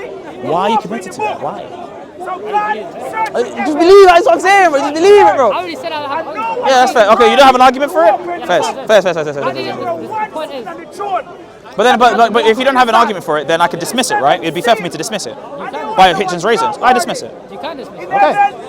But you see how we're at an impasse, though. That's why I wanted to have the conversation, but I don't. If we both dismiss it, let's get to the main point. We didn't get past the main point of the active potency. No, but the problem is the active potency stuff always leads us. But the problem is the active potency stuff always leads us to you having a commitment that you don't prove, and so we just dismiss it. That's not my fault. I think the one thing that I didn't have hunger for was Quine's thesis, also the reason as to why we have manifestation, remember? Like, that was just something that you accepted, and you don't have an argument for that. Other one was, no, those are the only two things. But that doesn't give me an argument as to why I should accept potency as a... Yeah, but I don't see why I need to accept your thing. That's what I'm trying to say to you. I'm dismissing it. But you don't have any reason for it. It's dismissed then without evidence. Even in this domain. Okay, but that's why we'll talk about our thing. And then I said if we accept these things, right? We have all these things over here. Then we talked about that. And then you brought up your thesis again, which we dismissed again. You see what I mean? Every single time I bring up my thesis, you just bring up your thing, and then we just dismiss it because obviously you didn't bring any evidence for it. That's what we're doing. So it's like I bring my thesis and I explain it and and you're like, why? And then I bring up my thing and Then you're like, yeah, but I have this particular commitment and I just agree with this guy. And I'm like, okay, do you have any evidence? Like, nah, dismiss it. And then we dismiss it. He said your book in the Bible is a lie. It was nice. It was a good discussion. I didn't. Yeah. I enjoyed it, bro. I would say I was cooking, bro. I'm messing with you. But it was a good discussion. But like, this is what I mean when it comes to just people like accepting random things. Like, I don't understand this thing that Muslims are doing nowadays, where they're trying to accept analytic feel when it isn't like commensurate with what they actually believe. And when I say what, like what? No, but what they believe confessionally. Like, you don't talk like this or like behave like this as an actual theologian. I think that people aren't really committed to Quine or committed to these random analytic theologians that have nothing to do with Islam. I think that when you actually talk about Islam, you have a particular confessional idea. But you can find a negation of existing property in Islamic studies. Do you think that this particular linguistic register is present in Islam? No, yeah, well, yes, that, but other things. You can find, so you're pumping in things. That's what I mean. You can find the negation of. But I think the reason for the register, not the concept, the register that's being selected. Do you know what register is? Okay, so register is the way of communicating information. So if you have academic register, academics speak in a certain way. The Queen's register, she speaks in a certain way. Mandem speak in a certain way as well. You see what I'm trying to say? Like right now, obviously, man's. What should I say? Cool. But also I can speak like this to you, and I can also really speak very, very fast and actually use particular ontological thesis, which is your register, for example. But your register specifically comes from a certain brand of analytic philosophy. That's not commensurate with Islam. You see what I mean? How I speak? The register, not the mode, not your cadence. Your cadence is something different. The words selected and the order in which you select them. Yeah. So just like, it's kind of just like my conceptions. Maybe your conceptions might be different, but it's because you're trying to pump in certain brands of analytic feel into Islam. Your framework, yes, but also the way that you employ your framework. I don't know. I find it. I don't think I get my framework from analytic philosophy. It is though. It's not from Islam. What's the first time? This specific, the register, no, it's not from there. Yeah. Obviously, The register's not. Is what I'm saying, and people do it. But that's because it came from us, not just for Arabic, even in English, like even in the Anglophone Islamic world, the specific register that's being selected is very new. Like, this is not the same register. Obviously, you read it. No, no. As in the English register that you select is not the English register that people were doing like even 20 years ago. Like, what I'm saying to you is people have selected this register specifically in a purely reactive way to us philosophers that like to use Phil. That's why. And I know that's crazy, but it's what you're doing. Like for example, when did you start reading Quine? 3 months ago, right? Why? And who did they hear it from? Other Muslims that were trying to do it against us Christians. You see what I'm trying to say? So, like, I've been reading Quine for like a couple of years now, right? But the reason why I have a different register or approach to Quine is because I realized that I was just using too much jargon. I was just jargonizing everywhere. So that's why I took the jargon away. Like, I'm still keeping up with you in conversation and I'm tracking everything that you're saying. It's not like I've made any blunders. But that's because I'm using a different register from you. You see what I mean? This would be like a But that's my thing with conversation. So, for example, in terms of improving the conversation, right? If you have these commitments to Quine, obviously I just would like reject those commitments to Quine anyway. But then we'd be at an impasse and then we can't have a conversation. That's why I wanted to accept what he's saying so that we could actually talk. Yeah, appreciate the conversation, man. I really enjoyed that conversation, genuinely. Like, haven't done film in a long time. As in had debates in a long time. I read, but like, I really enjoyed it. But yeah, to wrap up, yeah, that's pretty much it.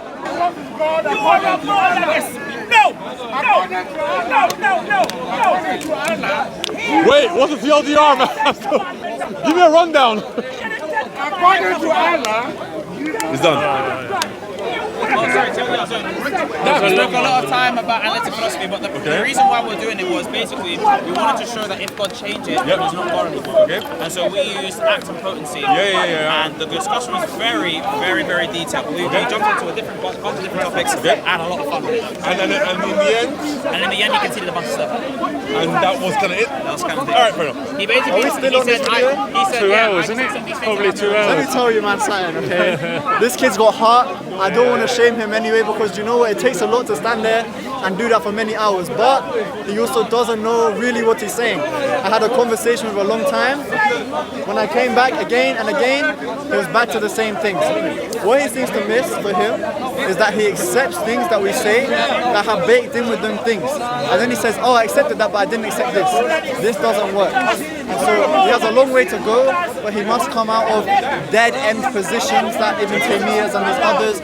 They must come to Christian philosophy, which if you measure by any metric, the Muslims were doing in the 1600s what Christians were doing in the 8th. Then their philosophy is nowhere near on the level. It's like comparing the medical facilities of Kazakhstan and America, just not in the same league. So from this example you see today, that the attempt to defend these Islamic positions or positions that are commensurate with Islam ends in dead ends, whereas Christian philosophy seems to illumine and enlighten the soul. So God bless you all. With that being said, Do you think that was